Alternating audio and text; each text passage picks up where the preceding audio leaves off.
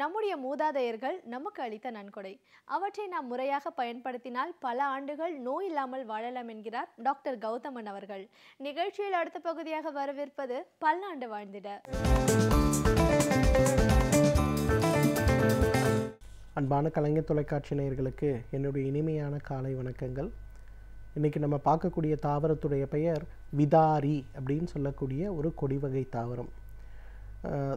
கிட்டத்தட்ட தமிழில் பார்த்திங்கன்னா பால் முதுக்கன் கிழங்குன்னு சொல்லுவாங்க. அதை விதாரிங்கிறது ஒரு பெயராக இருந்தாலும் காமன் நேமில் அதற்கு பால் முதுக்கன் கிழங்குன்னு பேர். ரொம்ப அழகாக வெண்மை நிறமான கிழங்குகளாக இருக்கும். அதோட தாவரத்துடைய இலைகள் பார்த்திங்கன்னா இதய வடிவினான இலைகளை கொண்டிருக்கிறத நம்ம பார்க்க முடியும். பொதுவாக இந்த விதாரி அல்லது பால் முதுக்கன் கிழங்கை பொறுத்தவரையிலும் பார்த்திங்கன்னா இன்றைக்கு இனப்பெருக்கம் சம்பந்தப்பட்ட உறுப்புகளை பலப்படுத்துவதற்காகவும், வாதம் சம்பந்தப்பட்ட நோய்களை குறைப்பதற்காகவும், உடல் சம்பந்தப்பட்ட பலவீனங்கள், குறிப்பாக சர்க்கரை நோயினால் ஏற்படுகின்ற உடல் பலவீனத்தை குறைப்பதற்காகவும் கொடுக்கப்படுகின்ற மிக முக்கியமான ஒரு மருந்து அப்படின்னு சொல்லலாம். இன்றைக்கு நிறைய இடங்களில் நம்ம பார்க்கும்போது இனப்பெருக்க மண்டலம் சம்பந்தப்பட்ட பிரச்சனைகள் ஆண்களுக்கும் சரி பெண்களுக்கும் சரி மிகப்பெரிய அளவில் ஏற்படுறதை பார்க்குறோம். இன்றைக்கு ஆண்களை பொறுத்தவரையிலும் உயிரணுக்களுடைய எண்ணிக்கையுடைய குறைபாடு, உயிரணுக்கள் திறனுள்ள உயிரணுக்களாக இல்லாமல் இருப்பது, அல்லது ஆண்மை தன்மையில் இருக்கக்கூடிய குறைபாடு, உதாரணத்துக்கு விந்து முந்துதல்னு சொல்லக்கூடிய பிரச்சனை, ப்ரீமெச்சூர் எஜாக்குலேஷன், அல்லது உடல் உறவு கொள்ளுவதற்கு தேவையான அளவுக்கு எழுச்சி இல்லாமல் இருப்பது, எரெக்டைல் டிஸ்ஃபங்க்ஷன் சம்பந்தப்பட்ட பிரச்சனை, இது எல்லாவற்றுக்கும் மேலே சில நேரங்களில் இம்பார்ட்டன்ஸின்னு சொல்லக்கூடிய ஆண்மைத்தன்மையே முழுமையாக இல்லாமல் இருக்கக்கூடிய பிரச்சனை, இதெல்லாம் இன்றைக்கு காமனாக 150 ஆண்களுக்காக இருக்கக்கூடிய பிரச்சனையாக நம்ம பார்க்குறோம். அதே போல் பெண்களுக்கு ஏற்படக்கூடிய பிரச்சனைன்னு பார்க்கும்போது கருமுட்டை பை நீர்க்கட்டிகளை பார்க்குறோம். அதே போல் கருப்பையில் இருக்கக்கூடிய கட்டிகள், மாதவிலக்கு சம்பந்தப்பட்ட கோளாறுகள், கருப்பை வீக்கம் சம்பந்தப்பட்ட பிரச்சனைகள், அதிகப்படியான உதிரப்போக்கு சம்பந்தப்பட்ட பிரச்சனைகள், அதே போல் உடம்பில் இருக்கக்கூடிய ஹார்மோன்களை குறைபாடு ஏற்படுறதுனால அவர்களுடைய பிறப்புறுப்புகளில் மிக கடுமையான அளவுக்கு அரிப்பு ஏற்படக்கூடிய பிரச்சனைகள் அப்படின்னு 2 வகையான பிரச்சனைகளை பார்க்குறோம். இன்றைக்கு இந்த 2 வகையான பிரச்சனைகளுக்குமே மாடர்ன் மெடிசனில் கொடுக்கக்கூடிய மருந்துகளோ அல்லது அதனால் நல்ல தீர்வு ஏற்படுகிறதான்னு ஒரு கேள்வியை நம்ம கேட்கும்போது பெரும்பாலும் இல்லை அப்படிங்கிற ஒரு பதில் தான் நமக்கு கிடைக்கக்கூடிய பதிலாக இருக்கிறது இல்லையா? அந்த மாதிரி பிரச்சனைகளை குணப்படுத்தக்கூடிய மிகச்சிறந்த மூலிகை மருந்துகளில் இந்த பால் முதுக்கன் கிழங்கு அப்படிங்கிறது ரொம்ப முக்கியமான ஒன்று. இது எல்லா நாட்டு மருந்து கடைகள்லையும் கிடைக்கும். பார்ப்பதற்கு வெண்மை கலந்த லேசான சிகப்பு நிறத்தில் இருக்கக்கூடிய ஒரு தாவரம். இந்த வேர் பொதுவாக எடுத்து காய வைத்து கேக் மாதிரி சின்ன சின்ன துண்டாக வெட்டி வச்சுருக்கிறத நம்ம பார்க்கலாம். ஆண்கள்லாம் இந்த மாதிரி பிரச்சனைகள் ஏதாவது இருந்ததுன்னா என்ன பண்ணலான்னா 100 மில்லி பால், 200 மில்லி தண்ணீர், அதில் பால் முதுக்கன் கிழங்குடைய சூரணத்தை ஒரு 10 கிராம் அளவுக்கு போட்டு நன்றாக கொதிக்க வைத்து பால் அளவுக்கு சுண்ட வைத்து வடிகட்டி எடுக்கக்கூடிய அந்த ஒரு கஷாயம், அதை காலை ஒரு வேளை உணவுக்கு முன்பு, இரவு ஒரு வேளை உணவுக்கு முன்பு அப்படிங்கிற மாதிரி குறைந்தது ஒரு 3 மாத காலம் சாப்பிடணும். அதே போல் பெண்கள் என்ன பண்ணலாம் அப்படின்னு கேட்டிங்கன்னா இதே போல் 100 மில்லி பால், 200 மில்லி தண்ணீர், அதில் ஒரு தேக்கரண்டி மிளகு சேர்த்து அதில் இந்த சூரணத்தை ஒரு 2 தேக்கரண்டி 10 கிராம் அளவுக்கு போட்டு கொதிக்க வைத்து பால் அளவுக்கு சுண்ட வைத்து வடிகட்டி எடுக்கக்கூடிய இந்த ஒரு கஷாயத்தை காலை உணவுக்கு 1 மணி நேரம் பின்பும் இரவு உணவுக்கு 1 மணி நேரம் பின்பும் எடுத்துக்கொள்ள வேண்டும். ஆண்களுக்கு உணவுக்கு முன்பு, பெண்களுக்கு உணவுக்கு பின்புன்னு எடுத்துக்கணும். அந்த மாதிரி எடுக்கும்போது 3 மாத காலத்திலேயே உடலில் இருக்கக்கூடிய இனப்பெருக்க மண்டலம் சம்பந்தப்பட்ட உறுப்புகளை பலப்படுத்தக்கூடிய காரணிகளில் நல்ல ஒரு மாற்றம் ஏற்படுவதை பார்க்க முடியும். அந்த மாற்றங்கள் ஏற்படும் போது உடலில் கணிசமான அளவுக்கு நல்ல முன்னேற்றம் ஏற்படுறதையும் உடலில் நல்ல ஒரு இளமைத்தன்மை ஏற்படுறதையும் நம்ம பார்க்க முடியும். எங்கிட்ட வரக்கூடியவர்கள் நிறைய பேர் எங்கிட்ட கேட்கக்கூடிய கேள்வி, கணவன் மனைவிகள் பொதுவாகவே வருவாங்க. இருவருக்குமே அவங்களுடைய தாம்பத்திலே ஒரு பெரிய ஈடுபாடு இல்லை, நிறைய நேரங்களில் பிடிக்காம தான் தாம்பத்தியம் இருக்குது, அப்படி அதையும் மீறி முயற்சி செய்யும்போது சில நேரங்களில் அதுவே வெறுப்பை உமிழ்ந்து விடுகிறது, அதுவே பிரச்சனைக்கு வழிவகுக்கிறது அப்படின்னு சொல்லுவாங்க. நிறைய பேர் 32, 33 வயது இருப்பவர்கள், ஒரு குழந்தை அல்லது 2 குழந்தை வைத்திருக்கக்கூடிய கணவன் மனைவிகள் பெரும்பாலும் பார்த்திங்கன்னா இந்த மாதிரி பிரச்சனை ஏற்படும் போது யாருமே அதை மருத்துவ ரீதியாக அணுகுவது கிடையாது. எல்லாமே ஏதோ மன ரீதியாக இருக்கக்கூடிய பிரச்சனை மாதிரி பார்த்துக்கிறாங்க. ஆண்களுக்கு இன்றைக்கு நிறைய வேலை அழுத்தம், மன அழுத்தம் ஏற்படுறதுனால பார்த்திங்கன்னா அவர்களுக்கு டெஸ்டோஸ்டிரான் சம்பந்தப்பட்ட குறைபாடுகள் ஏற்படுகிறது. பெண்களுக்கும் அதே போல் வேலையும் செய்யணும், குழந்தைகளையும் பார்க்கணும், அதே போல் வீட்டையும் கவனிக்கணுங்கிறத மல்டி டாஸ்கிங் அவங்க பண்ண ஆரம்பிக்கும்போது அவர்களுக்கும் பார்த்திங்கன்னா நிறைய ஈஸ்ட்ரஜன் சம்பந்தப்பட்ட குறைபாடுகள் ஏற்படுறதை பார்க்குறோம். இந்த 2 குறைபாடுகளும் உடலில் வெவ்வேறு விதமான பிரச்சனைகளை வெளிப்படுத்துறதை பார்க்கலாம். ஆண்களுக்கு எப்பொழுதுமே உடல் அசதி, ஏதாவது ஒரு வேலை சொன்னோன்னா அவங்க செய்ய முடியாமல் இருப்பது, எப்போ டைம் கிடைக்குதோ அப்போ படுத்து தூங்குவாங்க. அதே போல் தாட்ஸ் எல்லாமே ரொம்ப ரேண்டம் தாட்ஸாக இருக்கும், எதுவுமே என்ன தேவைன்னு பார்க்க முடியாத அளவு இருக்கும். பெண்களை பொறுத்தவரையிலும் எல்லா விஷயத்திலும் கடுமையான கோபம், எரிச்சல், இந்த மாதிரி நிறைய பிரச்சனைகள் பெண்களுக்கும் ஏற்படுறதை பார்க்குறோம். இந்த மாதிரி பிரச்சனைகள் ஏற்படும்போது நம்மலாம் என்ன பண்ணுறோன்னா, இது ஏதோ மனதளவில் இருக்கக்கூடிய ஒரு விஷயம் நினச்சிக்கிறோம். கிடையவே கிடையாது. மருத்துவ ரீதியாக பார்க்கணுன்னா இது எல்லாமே உடல் அளவில் ஏற்படக்கூடிய பிரச்சனைகள். இந்த மாதிரி பிரச்சனைகளை சரி செய்வதற்கு, இந்த மாதிரி பிரச்சனைகளை குணப்படுத்துவதற்கெல்லாம் பார்த்திங்கன்னா நமக்கு இந்த பால் முதுக்கன் கிழங்கு ஒரு மிகச்சிறந்த மருந்து. இன்ஃபேக்ட் நம்ம எல்லாருமே இன்றைக்கி என்ன பண்ணுறோன்னா, எவ்வளவோ உற்சாக பானங்களை வாங்கி சாப்பிட்றோம். இந்த மூலிகை டீ எனக்கு ஹார்ட்டுக்கு நல்லது, இந்த மூலிகை டீ என்னோடய லிவருக்கு நல்லது, இந்த மூலிகை டீ என்னோடய சிறுநீரகம் சம்மந்தப்பட்ட பிரச்சனைகளுக்கு நல்லது, நிறைய விஷயங்களை நம்ம பார்க்குறோம். அதெல்லாம் கொஞ்சம் ஒதுக்கி வச்சுட்டு இந்த பால் முதுக்கன் கிழங்குலேருந்து ஒரு சூரணத்தை நம்ம வீட்டிலையே ப்ரிப்பேர் பண்ணிவிட்டு தினசரி ஒரு வேளை, ஆண்களோ பெண்களோ 30 வயதோ 70 வயதோ, ஒரு நாளைக்கு ஒரு வேளை அப்படிங்கிற மாதிரி அதை சாப்பிட ஆரம்பித்தாலே உடலுடைய ஆரோக்கியத்தில் நிறைய நல்ல பலன்கள் கிடைக்கிறத பார்க்கலாம். இந்த நிறைய பெண்கள் ஆஸ்டியோபோரோசிஸ் சம்மந்தப்பட்ட பிரச்சனையினால் பாதிக்கப்பட்டவர்கள், எந்த டாக்டரை போய் என்ன மருந்துகள் சாப்பிட்டாலும் அந்த வலிகளில் வித்தியாசமே இல்லாமல் இருக்கும். சிலர்லாம் ரொம்ப பவர்ஃபுல்லான ஸ்டீராய்டு மருந்துகளை எடுத்துக்கொண்டால் கூட அவங்களோட வலிகளில் வித்தியாசமே இருக்கவே இருக்காது. நிறைய பேர் வருவாங்க எங்கிட்ட, சார் நான் அந்த டாக்டரை பார்த்தேன், 1 இயர் மருந்து சாப்பிட்டேன், இந்த ஆர்த்தோபெடிஷனை பார்த்தேன், இந்த சர்ஜனை பார்த்தேன், இந்த நியூராலஜிஸ்ட்டை பார்த்தேன், இந்த சைக்காட்ரிஸ்ட்டை கூட பார்த்துட்டேன் சார், என்னோடய வலி குறையவே இல்லை அப்படிம்பாங்க. அந்த இடத்துல அந்த வலிகள் ஏற்படுவதற்கு காரணம் அந்த இடத்துல இருக்கக்கூடிய வாதத்துடைய அளவை நம்ம குறைக்க முயற்சி செய்யணும். வாதத்துடைய அளவை குறைக்க முயற்சி செய்யும்போது அதற்கு மிகச்சிறந்த ஒரு எந்த பக்க விளைவும் இல்லாத ஒரு மூலிகை மருந்து எதுன்னு கேட்டிங்கன்னா இந்த பால் முதுக்கன் கிழங்கு தான். இந்த பால் முதுக்கன் கிழங்குலேருந்து எடுக்கக்கூடிய சூரணத்தை நான் சொன்ன மாதிரி 100 மில்லி பால், 200 மில்லி தண்ணீர், அதில் 1 கரண்டி போட்டு கொதிக்க வைத்து பால் அளவுக்கு சுண்ட வைத்து வடிகட்டி காலை ஒரு முறை, இரவு ஒரு முறை உணவுக்கு முன்பு எடுக்க ஆரம்பித்தாலே அந்த வலிகள் எல்லாமே படிப்படியாக குறைந்து நல்ல முன்னேற்றம் உடலில் ஏற்படுறதை பார்க்க முடியும். எனவே நேயர்களே, இந்த பால் முதுக்கன் கிழங்கை பொறுத்தவரையிலும் இனப்பெருக்க மண்டலம் சம்பந்தப்பட்ட பிரச்சனைகளுக்கும், ஆண் பெண் இருவருக்கும் ஏற்படுகின்ற தாம்பத்தியம் சம்பந்தப்பட்ட பிரச்சனைகளுக்கும், உடலில் ஏற்படுகின்ற பலவீனம் சம்பந்தப்பட்ட கோளாறுகளுக்கும் இயற்கை கொடுத்திருக்கின்ற மிகச்சிறந்த அருமருந்து. இதை மருந்தாக அல்ல, ஒரு உற்சாக பானமாக, ஒரு உணவாக நாம் பயன்படுத்தி வந்தாலே நம்மாலும் பல்லாண்டு காலம் ஆரோக்கியமாக வாழ்ந்திட முடியும். சமூகத்தில் நடக்கும் ஒவ்வொரு நிகழ்வுகளையும் பற்றி நம்மிடையே பேசி அவற்றில் நம்முடைய பங்களிப்பை எதற்கு அளிக்க வேண்டும், நம்முடைய எதிர்ப்பை எதற்காக தெரிவிக்க வேண்டும் என்பதை பற்றி ஒவ்வொரு நாளும் நம்மிடையே பேசி வருகிறார் எழுத்தாளர் மனுஷபுத்திரன் அவர்கள். நிகழ்ச்சியில் அடுத்த பகுதியாக வரவிருப்பது தீதும் நன்றும்.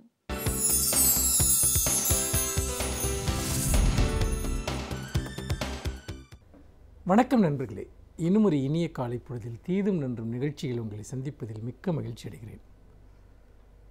இன்றைக்கு மக்களை அச்சுறுத்திருக்கக்கூடிய மிகப்பெரிய ஒரு அபாயம், எல்லோரும் எந்த நேரமும் நம்மை தாக்கலாம் என்று நினைக்கக்கூடிய ஒரு மிகப்பெரிய ஒரு கொடுமையான நோயாக இப்பொழுது பரவிக்கொண்டிருப்பது டெங்கு.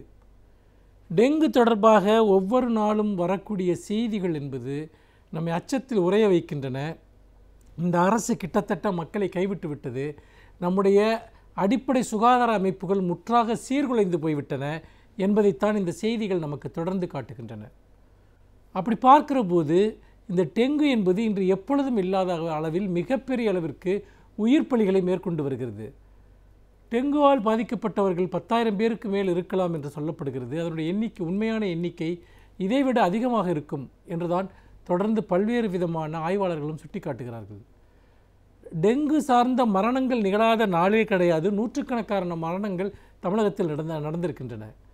ஆனால் போர்க்கால அடிப்படையில் செய்ய வேண்டிய எந்த ஏற்பாட்டையும் இந்த அரசினால் செய்ய முடியவில்லை என்பது மட்டுமல்ல, சென்ற ஆண்டும் டெங்கு பாதிப்பு இருந்தது.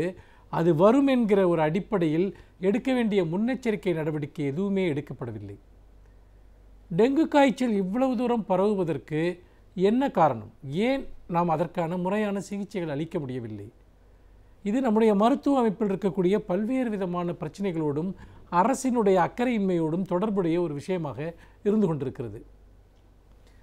பல செய்திகளை நாம் ஒப்பிட்டு பார்த்தால் இதற்கான விடை நமக்கு கிடைக்கும். இங்கு உள்ளூராட்சி தேர்தல்கள் நடத்தப்படவில்லை. நீர்நிலைகளை பராமரிப்பது, பொது சுகாதாரத்தை மேற்கொள்வது எல்லாம் உள்ளூராட்சி அமைப்புகளுடைய ஒரு பணி. அப்படி இருக்கிற போது இன்று மக்களால் தேர்ந்தெடுக்கப்பட்ட பிரதிநிதிகள் இல்லாமலேயே கடந்த பல மாதங்களாக தமிழகத்தினுடைய உள்ளூராட்சி அமைப்புகள் முடங்கி போயிருக்கின்றன. அதிமுகவினுடைய உள்கட்சி சண்டையை தீர வேண்டும் என்பதற்காக, அவர்களுக்கு இரட்டை இலை கிடைக்க வேண்டும் என்பதற்காக தேர்தல் ஆணையம் முடிவே இல்லாமல் இந்த உள்ளூராட்சி தேர்தலை தாமதப்படுத்தி கொண்டிருக்கிறது. இதன் விளைவாக மக்களுக்கு பதில் சொல்லக்கூடிய இடத்தில் யாருமே இல்லை. நீர் தேங்காமல் பார்த்துக்கொள்வது, நீர்நிலைகளை சுத்தமாக வைத்துக்கொள்வது, கொசு மருந்து அடிப்பது, ஆரம்ப சுகாதார நிலையங்கள் ஒழுங்காக செயல்படுகின்றன என்று கண்காணிப்பது, இதெல்லாம் உள்ளூராட்சி அமைப்புகளினுடைய ஒரு வேலை. அது எதுவுமே நடைபெறவில்லை. அது மட்டுமல்ல, அடிப்படை சுகாதாரத்தை மேம்படுத்துவதற்கான மத்திய அரசிடமிருந்து கிடைக்க வேண்டிய பெருமளவிற்கான நிதி உதவி உள்ளூராட்சி பிரதிநிதிகள் இல்லாதனால், உள்ளூராட்சி அமைப்புகள் தேர்ந்தெடுக்கப்படாதனால் அந்த நிதி அப்படியே முடக்கி வைக்கப்பட்டிருக்கிறது. ஆக உள்ளூராட்சி அமைப்புகள் முற்றாக அழிந்து போய்விட்டன. அப்படிப்பட்ட நிலையில் எப்படி இங்கே ஒரு பொது சுகாதாரம் சார்ந்த முயற்சிகளை எடுக்க முடியும்? இது ஒரு புறம். இன்னொரு புறம் எடுத்துக்கொண்டால், இப்போ ஒரு சில தினங்களுக்கு முன்பு வந்த ஒரு செய்தி நம்முடைய ஒரு இரத்தத்தை உறைய வைக்கக்கூடியதாக இருந்தது. அது என்னவென்றால், ஒரு குழந்தைக்கு டெங்கு காய்ச்சல் ஏற்படுகிறது. அந்த தாய் அந்த குழந்தையை மருத்துவமனைக்கு, ஒரு தனியார் மருத்துவமனைக்கு எடுத்துச் செல்கிறார். அங்கு செய்யக்கூடிய டெங்குவுக்கான அந்த பரிசோதனைகள் என்பது அல்லது அதற்கான சிகிச்சைகள் அதற்கு கிட்டத்தட்ட 1 லட்சம் ரூபாய் வரைக்கும் ஆகும் என்று மருத்துவர்கள் கூறுகிறார்கள். அந்த பணத்தை அவர்களால், அந்த தாயினால் செலுத்தக்கூடிய நிலையில் அவருடைய குடும்ப சூழ்நிலை இல்லை. தன்னுடைய குழந்தைக்கு டெங்கு வந்திருக்கிறது, அந்த குழந்தையை நம்மால் காப்பாற்ற முடியாது என்கிற நிலையில் அந்த தாய் அந்த குழந்தையை கொன்றுவிட்டு தானும் தற்கொலை செய்து கொண்டாள். கிட்டத்தட்ட நல்லதங்கால் கதை போன்றது தான். நாடறிந்த அந்த நல்லதங்கால் கதை இன்றைக்கும் நடந்து கொண்டிருக்கிறது. இது ஒரு உதாரணம். இன்று டெங்குவினால் யாராவது பாதிக்கப்பட்டால் அவர்களுக்கு அதற்கு செலவழிப்பதற்கான பணம் தேவையாக இருக்கிறது. இவ்வளோ பெரிய நோய் வருகிற போது அவர்களுக்கு முழுமையான சிகிச்சை அளிப்பது ஒரு அரசினுடைய கடமை இல்லையா? நம்முடைய பொது சுகாதார மையங்களினுடைய கடமை இல்லையா? ஆனால் இன்று தனியார் மருத்துவர்கள் டெங்குவிற்காக வைத்தியம் செய்கிறேன் என்கிற பெயரில் பெருமளவிற்கு முதலில் அந்த பரிசோதனைக்கே 40,000 ரூபாய் 50,000 ரூபாய் என்று பணம் பிடுங்குகிறார்கள். பல சமயங்களில் டெங்குவினுடைய அந்த தன்மையை புரிந்து கொள்ளாமலேயே அளிக்கக்கூடிய சிகிச்சை காரணமாக மரணங்கள் நேரிடுகின்றன என்று சுட்டிக்காட்டப்படுகிறது. பல மரணங்கள் அப்படி நிகழ்ந்திருக்கின்றன. பணம் பறிக்கக்கூடிய ஒரு மிகப்பெரிய மூலமாக இன்றைக்கு டெங்குவை இன்றைக்கு தனியார் மருத்துவர்களும் மருத்துவமனைகளும் இன்றைக்கு பார்த்து கொண்டிருக்கிறார்கள். அரசு அல்லவா இதற்கு பொறுப்பெடுத்துக் கொள்ள வேண்டும்? ஆனால் அரசு மருத்துவமனைகள் எப்படி இயங்குகின்றன? சமீபத்தில் மக்கள் அறப்போர் இயக்கம் நடத்திய ஒரு சர்வே, ஒரு கணக்கெடுப்பு, அவங்களுடைய 50க்கும் மேற்பட்ட தொண்டர்கள் தமிழ்நாட்டில் இருக்கக்கூடிய பல்வேறு ஆரம்ப சுகாதார மையங்களுக்கு போய் பரிசோதனை செய்ததில் அந்த மருத்துவமனையில் பணியில் இருக்கக்கூடிய மருத்துவர்களில் 6% பேர் தான் டியூட்டியில், அதாவது பணியில் இருந்தார்கள் என்கிற உண்மையை கண்டுபிடித்தார்கள். பெரும்பாலும் அங்கே இருக்கக்கூடிய கம்பவுண்டர்கள், நர்ஸுகள், அடிப்படை பணியாளர்கள், இவர்கள் தான் வைத்தியம் செய்கிறார்கள். மருத்துவர்கள் அங்கு வருவதே கிடையாது, அல்லது எப்போதாவது வருகிறார்கள்.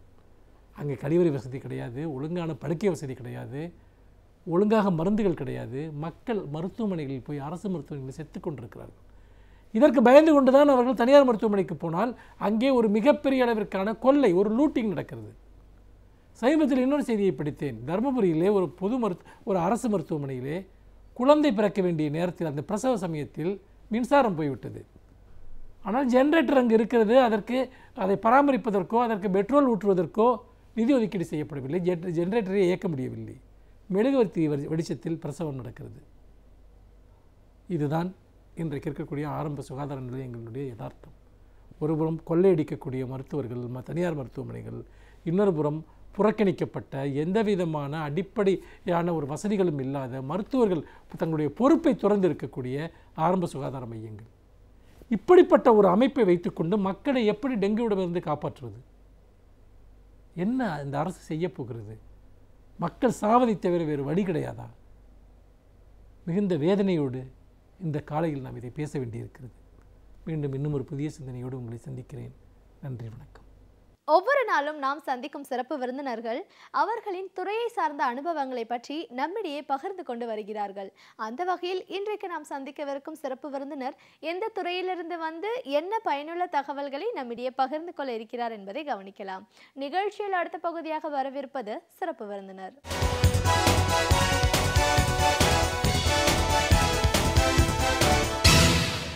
வணக்கம் நேயர்களே, விடியலே வா நிகழ்ச்சியின் சிறப்பு விருந்தினருக்கான நேரம் இது. இன்றைய சிறப்பு விருந்தினர் குழந்தையின்மை சிறப்பு மருத்துவர் டாக்டர் கீதா ஹரிப்ரியா. குழந்தையின்மைக்கான சிறப்பு மருத்துவர் அப்படின்னு சொல்லும்போது இன்னைக்கு விஞ்ஞானம் அதிகப்படியாக வளர்ச்சி அடைஞ்சிச்சு. ஒவ்வொரு நாளும் ஒரு முன்னேற்றம் இருக்கிறத பார்க்குறோம். ஸோ இந்த சூழல்ல குழந்தை இல்லை அப்படின்ற ஒரு பிரச்சனை எந்த காலகட்டத்தில் ஆண் பெண் யாருக்கு இருந்தாலும் அவங்களுக்கான தீர்வு அப்படிங்கிறது இன்னைக்கு முழுமையா இருக்கு அப்படின்னு சொல்றாங்க.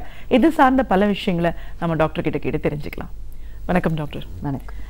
குழந்தையின்மை சிறப்பு மருத்துவராக முதல்ல எங்கள் நிகழ்ச்சிக்கு உங்களை நாங்கள் வரவேற்கிறோம் டாக்டர். இப்போது குழந்தையின்மை அப்படிங்கிறது வந்து திருமணம் ஆன புதிதில் முதல் 2 வருடங்களுக்குள்ள ஒரு குழந்தை இல்லை அப்படின்னா அந்த குடும்பமே எந்த அளவுக்கு மனதளவில் பாதிக்கப்படுறாங்கன்னு நம்ம பார்க்குறோம். இன்னைக்கு கேரியர் அது இதுன்னு ஆண் பெண் எல்லாருமே சரிசமமாக பொருளாதார ரீதியாகவும் ஒரு பெரிய சவாலோடு போயிட்டுருக்கிற அந்த ஒரு சூழலில் திருமணம் அப்படிங்கிறதே ஒரு 26, 27 வயதை தாண்டி போகிற இந்த ஒரு சூழலில் குழந்தையின்மை பிரச்சனையும் அதிகரிச்சுட்டு இருக்கிறத பார்க்குறோம். ஸோ அதற்கான விஞ்ஞான ரீதியான டெக்னாலஜியும் இன்னைக்கு வளர்ந்துட்டு இருக்கு. ஸோ எந்த ஒரு பிரச்சனை எந்த காலகட்டத்தில் எதுவுமே இல்லை, ஒரு ஆணாக இருந்தால் அவங்களுக்கான ஒரு முழுமையான குறைபாடாக இருந்தாலும் சரி, பெண்களுக்கு ஒரு முழுமையாக அந்த முட்டை அப்படிங்கிறது இல்லைன்ற ஒரு சூழலில் கூட இன்னைக்கு இருக்கிற நவீன சிகிச்சை மூலமாக அதை சாத்தியப்படுத்த முடியும். அவர்களுக்கான ஒரு குழந்தை கிடைக்கிறதுக்கான ஒரு வாய்ப்பை உருவாக்க முடியும் அப்படிங்கிற அளவுக்கு இன்னைக்கு சயின்ஸ் வளர்ந்துருக்கு. ஒரு மருத்துவராக நீங்கள் அதை ப்ராக்டிஸ் பண்ணிட்டும் இருக்கீங்க. அப்படின்னும் போது பொதுவாக இந்த பிரச்சனை வயது எவ்வளோ தூரம் முக்கியத்துவம் வாய்ந்ததாக இருக்குது, இந்த ஒரு மருத்துவரை போய் நம்ம அணுக வேண்டிய அவசியம் என்ன, பிரச்சனைகள் அப்படின்னு வரும்போது யாருக்கு எந்த அளவுக்கு பிரச்சனை இருக்க வாய்ப்பு, அந்த பிரச்சனைக்கான தீர்வு அப்படின்னும் போது என்ன மாதிரியான ஒரு வழிமுறைகள் எல்லாம் ஒரு மருத்துவராக கடைபிடிக்கிறீங்க, எதுவுமே முடியாதுன்ற ஒரு சூழல் ஆகும்போது கூட இன்னைக்கு என்ன மாதிரியான ஒரு வாய்ப்புகள் உருவாயிருக்கு, இப்படி நிறைய விஷயங்களை எங்கள் நேர்களோட நீங்கள் முழுமையாக பகிர்ந்துக்கணும் மேடம். முதல்ல இப்போது குழந்தையின்மை இந்த அப்படின்ற ஒரு பிரச்சனை திருமணமான புதிதில் ஒரு வருடம் 2 வருடம் கழிந்து ஒரு மருத்துவரை அணுகிறாங்க அப்படின்னும் போது இந்த ப்ராப்ளம் வந்து எங்கிருந்து ஆரம்பமாகுது, சரியான ஒரு அணுகுமுறை அப்படின்னு பார்க்கும்போது இந்த ப்ராப்ளம்க்கு ஒரு மருத்துவரை நம்ம எப்போ அணுகணும், இதுலேருந்து பேச ஆரம்பிக்கலாம். ஜென்ரலாக வந்து திருமணமான 1 வருஷத்துக்குள்ளே உங்களுக்கு ப்ரெக்னன்சி வரல அப்படின்னா நம்ம வந்து மருத்துவரை அணுகணும். ஆனால் இது ஹார்ட் அண்ட் ஃபாஸ்ட் ரூல் கிடையாது. ஏன்னா உங்களுக்கு வந்து வயசு 35 வயசுல தான் உங்களுக்கு கல்யாணமே ஆச்சுன்னா நம்ம 1 இயர் வெயிட் பண்ண முடியாது. ஏன்னா பெண்களுக்கு அந்த 35 வயசுன்றது ஒரு ரொம்ப மிக முக்கியமான ஒரு வயசு. ஏன்னா அதுக்கப்புறம் முட்டையுடைய உற்பத்தி வந்து ரொம்ப கம்மியாயிருது. 37 வயசுல 50% தான் இருக்கும், 39 வயசுல 20%, 40 வயசுல 10%, 42 வயசுல 5%. ஸோ அந்த 35 கழிச்சு உங்களுக்கு ரொம்ப ஃபாஸ்ட்டாக வந்து அந்த முட்டையுடைய உற்பத்தி கம்மியாயிருது. ஸோ இந்த 35 வயசுல கல்யாணம் ஆனவங்களுக்கு அவங்க 6 மாதத்துலேயே வந்து மருத்துவரை அணுகணும். ஸோ இது வந்து பெண்கள். இப்போ ஆண்களுக்கும் வந்து வயசு ரொம்ப முக்கியம். பெண்கள் அளவுக்கு இல்லைனாலும் பட் ஆண்களுக்கும் வயசு இம்பார்ட்டன்ட். ஏன்னா பெண்களுக்கு 35னா ஆண்களுக்கு இப்போ 40, 42 வந்து அவங்களுக்கும் ஒரு முக்கியமான வயசாயிருச்சு. ஏன்னா அதுக்கப்புறம் வந்து விந்தோடைய உற்பத்தி, அதோடைய அசைவுத்தன்மை, அதோடைய ஸ்ட்ரக்சர் அண்ட் முக்கியமாக வந்து அதோடைய டிஎன்ஏ லெவல். இதுக்கு முன்னாடி நம்ம டிஎன்ஏ லெவல் எல்லாம் பார்த்ததில்லை. மெயினாக வந்து ஒரு செமன் டெஸ்ட் அப்படின்னு பார்த்தோன்னா எண்ணிக்கை, அசைவுத்தன்மை, அமைப்பு, இது 3 தான் பார்ப்போம். பட் இப்போ வந்து நியூ டெஸ்ட் வந்து புதுசான இந்த டெஸ்ட் டிஎன்ஏ ஃப்ராக்மெண்டேஷன். ஏன்னா சில சமயத்தில் நீங்கள் பார்த்தீங்கன்னா சில பேஷண்ட்ஸ் வருவாங்க, நான் வந்து 6 ஐயுஐ இன்ட்ராயூட்ரைன் இன்செமினேஷன் பண்ணேன், 4 ஐவிஎஃப் பண்ணேன், எல்லாம் நல்லா இருக்குன்னு சொன்னாங்க, ஆனால் கருவும் நல்லா இருக்குன்னு சொன்னாங்க, ஆனால் எனக்கு ஃபெயிலியர் ஆயிடுச்சு. ஸோ இப்போ புதுசாக நீங்கள் இந்த புது சிகிச்சை முறைகள், புது பரிசோதனை அப்படின்னு நீங்கள் பார்த்தீங்கன்னா இந்த டிஎன்ஏ ஃப்ராக்மெண்டேஷன்ன்றது மிகவும் முக்கியமானது. ஸோ ஜென்ரலி ஸ்பெர்மில் வந்து 2 டிஎன்ஏ ஸ்ட்ராண்ட் இருக்கும். இந்த 2மே நல்லா இருந்துச்சுன்னா தான் அந்த விந்து வந்து அதோடைய ஆக்ஷன் வந்து சரியாக இருக்கும். அது போய் அந்த எக் வந்து பெனிட்ரேட் பண்ணி உள்ளே போகிறது வந்து கரெக்டாக இருக்கும். ஆனால் இந்த ஒரு ஸ்ட்ராண்ட் வந்து பிரேக் ஆச்சுன்னா கூட அதோடைய ஃபங்க்ஷன் வந்து ரொம்ப கம்மியாயிரும். எல்லாமே நல்லா இருக்கும் பார்க்குறதுக்கு, ஆனால் அந்த கருவுடைய சக்தி வந்து கம்மியாக இருக்கும். அது ஃபர்தராக வளர்கிறதுக்கு வந்து அது சக்தி இல்லாத காரணத்தினால உங்களுக்கு வந்து அதுதான் அந்த தோல்வி அடைவதற்கு இதுதான் காரணம். ஸோ டிஎன்ஏ ஃப்ராக்மெண்டேஷன் டெஸ்ட்ன்றது ரொம்ப முக்கியம் ஆண்களுக்கு 40 வயசுக்கு மேலே. ஸோ 50 வயசில் கூட ஸ்பெர்ம் இருக்கும். ஆனால் இப்போ என்ன கண்டுபிடிச்சிருக்காங்கன்னா, ஒரு ஐவிஎஃப் சிகிச்சை முறையில் நம்ம வந்து குழந்தை அந்த 50 வயசு ஆணுக்கு குழந்தை உருவாக்குச்சுன்னா அந்த குழந்தைக்கு வந்து சில ஆட்டிசம் இந்த மாதிரி சில குறைபாடுகள் இருப்பதற்கு வாய்ப்பு இருக்குது அப்படின்னு கண்டுபிடிச்சிருக்காங்க. ஸோ இது வந்து ஆண்களுக்கும் வயது வந்து ரொம்ப முக்கியம். அதனால் சில சமயம் வந்து நம்ம பார்க்குறோம் கேன்சர் இருக்குது, அவங்களுக்கு வந்து சிகிச்சை கொடுக்குறாங்க. ஸோ அந்த இது வந்து ஒரு போர்ஷன். இந்த சிகிச்சை கொடுக்கறதுக்கு முன்னாடியே அவங்க விந்து எடுத்து பேங்க் பண்ணி வைக்கிறாங்க. இப்போ நீங்கள் லேட்டஸ்ட்டாக பார்த்தீங்கன்னா 35 வயசு 40 வயசுலேயும் அவங்களுக்கு கல்யாணம் ஆகலை, ஆனால் பிற்காலத்தில் கல்யாணம் ஆகணும்னு ஒரு ஆசை இருக்குது. இந்த மாதிரி பெண்கள் வந்து எங்களை அணுகி எங்களுடைய முட்டையை எடுத்து நீங்கள் வந்து ஃப்ரீஸ் பண்ணி வைங்க, ஏன்னா பிற்காலத்தில் எனக்கு வந்து கல்யாணம் பண்ணிக்கணும் அப்படின்னு நினச்சேன்னா எனக்கு அந்த முட்டை தேவையாக இருக்கும். சில பேருக்கு வந்து டைவர்ஸ் ஆகிருக்கும், அடுத்த கல்யாணம் வர வரைக்கும் அவங்களுக்கு வந்து வயசாயிருச்சுன்னா என்ன பண்ணுறது அப்படின்ற காரணத்தினால அவங்களும் இந்த எக் ஃப்ரீசிங்க்கு வராங்க. சில பேருக்கு வந்து முட்டை உற்பத்தி செயற்கையாகவே கம்மியாக இருக்கும், அவங்க ப்ளஸ் இந்த சாக்லேட் சிஸ்ட் இந்த ரத்தக்கட்டி இருக்கவங்களுக்கும் இந்த முட்டை உற்பத்தி ரொம்ப கம்மியாகிறதுனால அவங்களும் இந்த எக் ஃப்ரீசிங்க்கு நிறைய இந்த மாதிரி பேஷண்ட்ஸ் இப்போ வந்து அணுகுறாங்க. இதை தவிர ஆண்கள் பார்த்திங்கன்னா அவங்களுக்கும் வயசாக ஆக உற்பத்தி கம்மியாகுது, குவாலிட்டி கம்மியாகுது. நிறைய ஆர்டிகல்ஸ் படிக்கிறாங்க ஆண்கள், இந்த மாதிரி ஆட்டிசம் வரும், இந்த மாதிரி ப்ராப்ளம்ஸ் வரும் பேபிக்கு, இந்த சக்ஸஸ் ரேட் ஐவிஎஃப்ல சக்ஸஸ் ரேட்டும் குறையும் வயசாக ஆக. இதெல்லாம் வந்து அவங்க மீடியா வழியாக எல்லாம் தெரிஞ்சுக்கிட்டு அவங்களும் வந்து செமன் ஃப்ரீசிங்க்கு வந்து ஒரு 5-6 சாம்பிள் எங்களுக்கு ஃப்ரீஸ் பண்ணி வைங்க, நாங்கள் வந்து பிற்காலத்தில் அதை யூஸ் பண்ணுறதுக்கு எங்களுக்கு வந்து ஒரு வாய்ப்பு இருக்கும் அப்படின்னு நிறைய பேர் வராங்க. ஸோ வயது என்பது பெண்ணுக்கும் முக்கியம், ஆண்களுக்கும் முக்கியம். பொதுவாக இப்படி ஒரு பிரச்சனை இருக்குது அப்படின்னு ஒரு மருத்துவரை நம்ம அணுகும்போது அதற்கான ஒரு சிகிச்சை முறையை தொடங்கி ஒரு 3-4 முறை அவர்கள் முயற்சி பண்ணதுக்கப்புறமா அது அவங்களுக்கு கை கூடலை, ஃபெயிலியர்னு வரும்போது ரொம்ப டிஸப்பாயிண்டட் ஆகிறாங்க. அதுக்கப்புறமா இதை தொடரணுமா என்ன, மனதளவில் பெரிய ஒரு பாதிப்பு இருக்குது. ஸோ இப்போ அவங்களுக்கான ஒரு கவுன்சிலிங்கே தேவைப்படுற மாதிரி இருக்கும். அவங்க அதிகமாக பொருள் செலவு பண்ணியிருப்பாங்க, நேரம் செலவு பண்ணியிருப்பாங்க, எதிர்பார்ப்புகளோடு இருந்திருப்பாங்க. இந்த ஃபெயிலியர் காலகட்டத்தில் இருக்கிற ஒரு பேஷண்ட்டை ஒரு மருத்துவராக என்ன தேவை அப்படின்னு சொல்லுவீங்க? ஃபெயிலியரோட வர பேஷண்ட்ஸ்க்கு முக்கியமாக வந்து ரொம்ப ஒரு அவங்கக்கிட்ட ரொம்ப பதமாக நம்ம பேசணும், அவங்க ப்ராப்ளம் ஃபுல்லாக நம்ம கேட்கணும், அவங்க என்னென்ன பேசணும் அப்படின்னு நினைக்கிறாங்களோ அவங்க ஃபுல்லாக அவங்க மனசை ஓப்பன் பண்ணி நம்மக்கிட்ட பேசணும். அப்போ தான் என்ன பாதிப்பு இருக்குது அப்படின்றத நமக்கு புரிஞ்சு நம்ம கவுன்சில் பண்ண முடியும். அடுத்தது வந்து அவங்க இது வரைக்கும் எடுத்த அந்த சிகிச்சையுடைய ரெக்கார்ட்ஸ் ஃபுல்லாக நம்ம வந்து ஒன்று தவறாமல் நம்ம பார்க்கணும். ஏன்னா என்ன காரணம் அந்த தோல்விக்கு அப்படின்றத கண்டுபிடிக்கிறதுக்கு இது ரொம்ப முக்கியமான விஷயம். அடுத்தது வந்து அவங்க எவ்வளோ பணம் செலவு பண்ணியிருக்காங்க அப்படின்றத பற்றி நிறைய சொல்லுவாங்க. ஏன்னா அடுத்த கட்டத்துக்கு போகிறதுக்கு அவங்கக்கிட்ட ஒரு லிமிட்டட் அமௌண்ட் மணி தான் இருக்கும். அதனால் அந்த அவங்களுடைய பண வசதியை பற்றியும் நம்ம நல்லா புரிஞ்சுக்கணும். அப்போ தான் நம்ம அவங்களுக்கு என்ன ட்ரீட்மெண்ட் கொடுக்கறது அப்படின்றத பிளான் பண்ணுறதுக்கு இது யூஸ்ஃபுல்லாக இருக்கும். தோல்வி அப்படின்றது எதனால் நடக்குது? ஒன்று வந்து முட்டையுடைய தரத்தினால இருக்கலாம், அடுத்தது விந்தோடைய தரத்தினால இருக்கலாம், அதனால் உருவாகிற அந்த கருவினால இருக்கலாம், அந்த கர்ப்பப்பையில் தான் பேபி வளரணும். ஸோ அந்த கர்ப்பப்பையோடைய லைனிங் எண்டோமெட்ரியம் அப்படின்னு சொல்லுவோம், அது வந்து சரியில்லைன்னா அந்த கரு வந்து ஃபிக்ஸ் ஆகி வளர்கிறதுக்கு அதுக்கு ரத்த ஓட்டம் அமைஞ்சு அது வளர்கிறதுக்கு ரொம்ப கஷ்டமாயிருது. அடுத்தது கர்ப்பப்பையில் சிறு சிறு ரத்த கட்டிகள் இருக்குது, இது பேர் அடினோமயோசிஸ். இது வயசு ஆக ஆக இந்த அடினோமயோசிஸ் வந்து அதிகமாகும். ஸோ இந்த மாதிரி கர்ப்பப்பை இருந்துச்சுன்னா அவங்களுக்கு வந்து கரு வந்து ரொம்ப கடினமாயிருது. ஸோ என்ன ப்ராப்ளம் அப்படின்றத நம்ம ஃபஸ்ட்டு வந்து கண்டுபிடிக்கணும். இப்போ நெகட்டிவ் கவுன்சிலிங் அப்படின்னா அவங்களுக்கு வந்து முட்டையுடைய தரம் கம்மியாக இருக்குது அப்படின்னு கண்டுபிடிச்சோன்னா அதை எப்படி நம்ம அடுத்தது இம்ப்ரூவ் பண்ணுறது, அவங்களுக்கு வந்து அதுக்குரிய விட்டமின்ஸ், இப்போ விட்டமின்ஸ், மைக்ரோ நியூட்ரியன்ஸ், மினரல்ஸ் அதெல்லாம் சொல்லுவோம். ஸோ இதெல்லாம் வந்து ஒரு ஸ்மால் டேப்லெட்டில் கிடைக்குது. ஸோ இந்த மாதிரி டேப்லெட்ஸ் அவங்களுக்கு கொடுத்து டிஹெச்இஏ அப்படின்னு ஒரு ஹார்மோன் இருக்குது, அது வந்து ஒரு 3-4 மாதம் அவங்கள நல்லா ப்ரிப்பேர் பண்ணி அதுக்கப்புறம் நம்ம அந்த எக் கலெக்ஷன் பண்ணோன்னா அவங்களுக்கு வந்து கொஞ்சமாவது ஒரு 30% வந்து ரிசல்ட் வந்து பெட்டராக வரதுக்கு வாய்ப்பு இருக்குது. அதை தவிர யோகாவும் ரொம்ப முக்கியமான விஷயம். ஏன்னா அது ஆக்சிஜன் சப்ளை இதெல்லாம் வந்து நல்லா அந்த ஆர்கன்ஸுக்கு போகிறதுனால உங்களுக்கு வந்து பெட்டர் சக்ஸஸ் ரேட் வரதுக்கு வாய்ப்பு இருக்குது. நான் வந்து ஜப்பானுக்கு போனப்பறம் அங்கே அக்யூபங்க்சர் எல்லாருக்கும் அக்யூபங்க்சர் பண்ணிகிட்டு இருந்தாங்க, இது தோல்வி அடைந்தவங்களுக்கு. ஸோ நான் வந்து நினச்சேன் சயின்டிஃபிக்காக போகணும் நம்ம ஜப்பான் பார்க்குறதுக்கு, அக்யூபங்க்சர் பண்ணிகிட்டு இருக்காங்க, இதில் என்ன கிடைக்கும் அப்படின்னு நினச்சேன். ஆனால் திரும்பி நான் வந்தப்புறம் என்னுடைய ஃபெயிலியர் பேஷண்ட்ஸ் எல்லாம் பார்க்க சரி இது நம்ம எதுக்கு ட்ரை பண்ணக்கூடாது அப்படின்னு நினச்சி அக்யூபங்க்சர் பண்ணி அவங்களுக்கெல்லாம் நல்ல ரிசல்ட் வர ஆரம்பிச்சது. யாருக்கு கர்ப்பப்பையுடைய லைனிங் வளரலையோ அவங்களுக்கெல்லாம் இம்ப்ரூவ்மெண்ட் இருந்துச்சு. முட்டை உற்பத்தி கம்மியாக இருக்கிறவங்களுக்கு அட்லீஸ்ட் ஒரு 1-2 முட்டை வந்து பெட்டராக இருந்துச்சு. ஸோ எனக்கே ரொம்ப ஆச்சரியமாக இருந்துச்சு. அதனால் இப்போ வந்து என்னுடைய ப்ரோட்டோக்காலில் வந்து அக்யூபங்க்சர் யோகா டயட் இதெல்லாம் ரெகுலர். ஸோ இதில் வந்து டெஃபினட்டாக வந்து இம்ப்ரூவ்மெண்ட் கிடைக்குது. இது மெடிசன், இது வந்து சம்திங் நேச்சுரல், அதனால் இதில் வந்து ஹார்ம் வரத்துக்கு வாய்ப்பில்லை.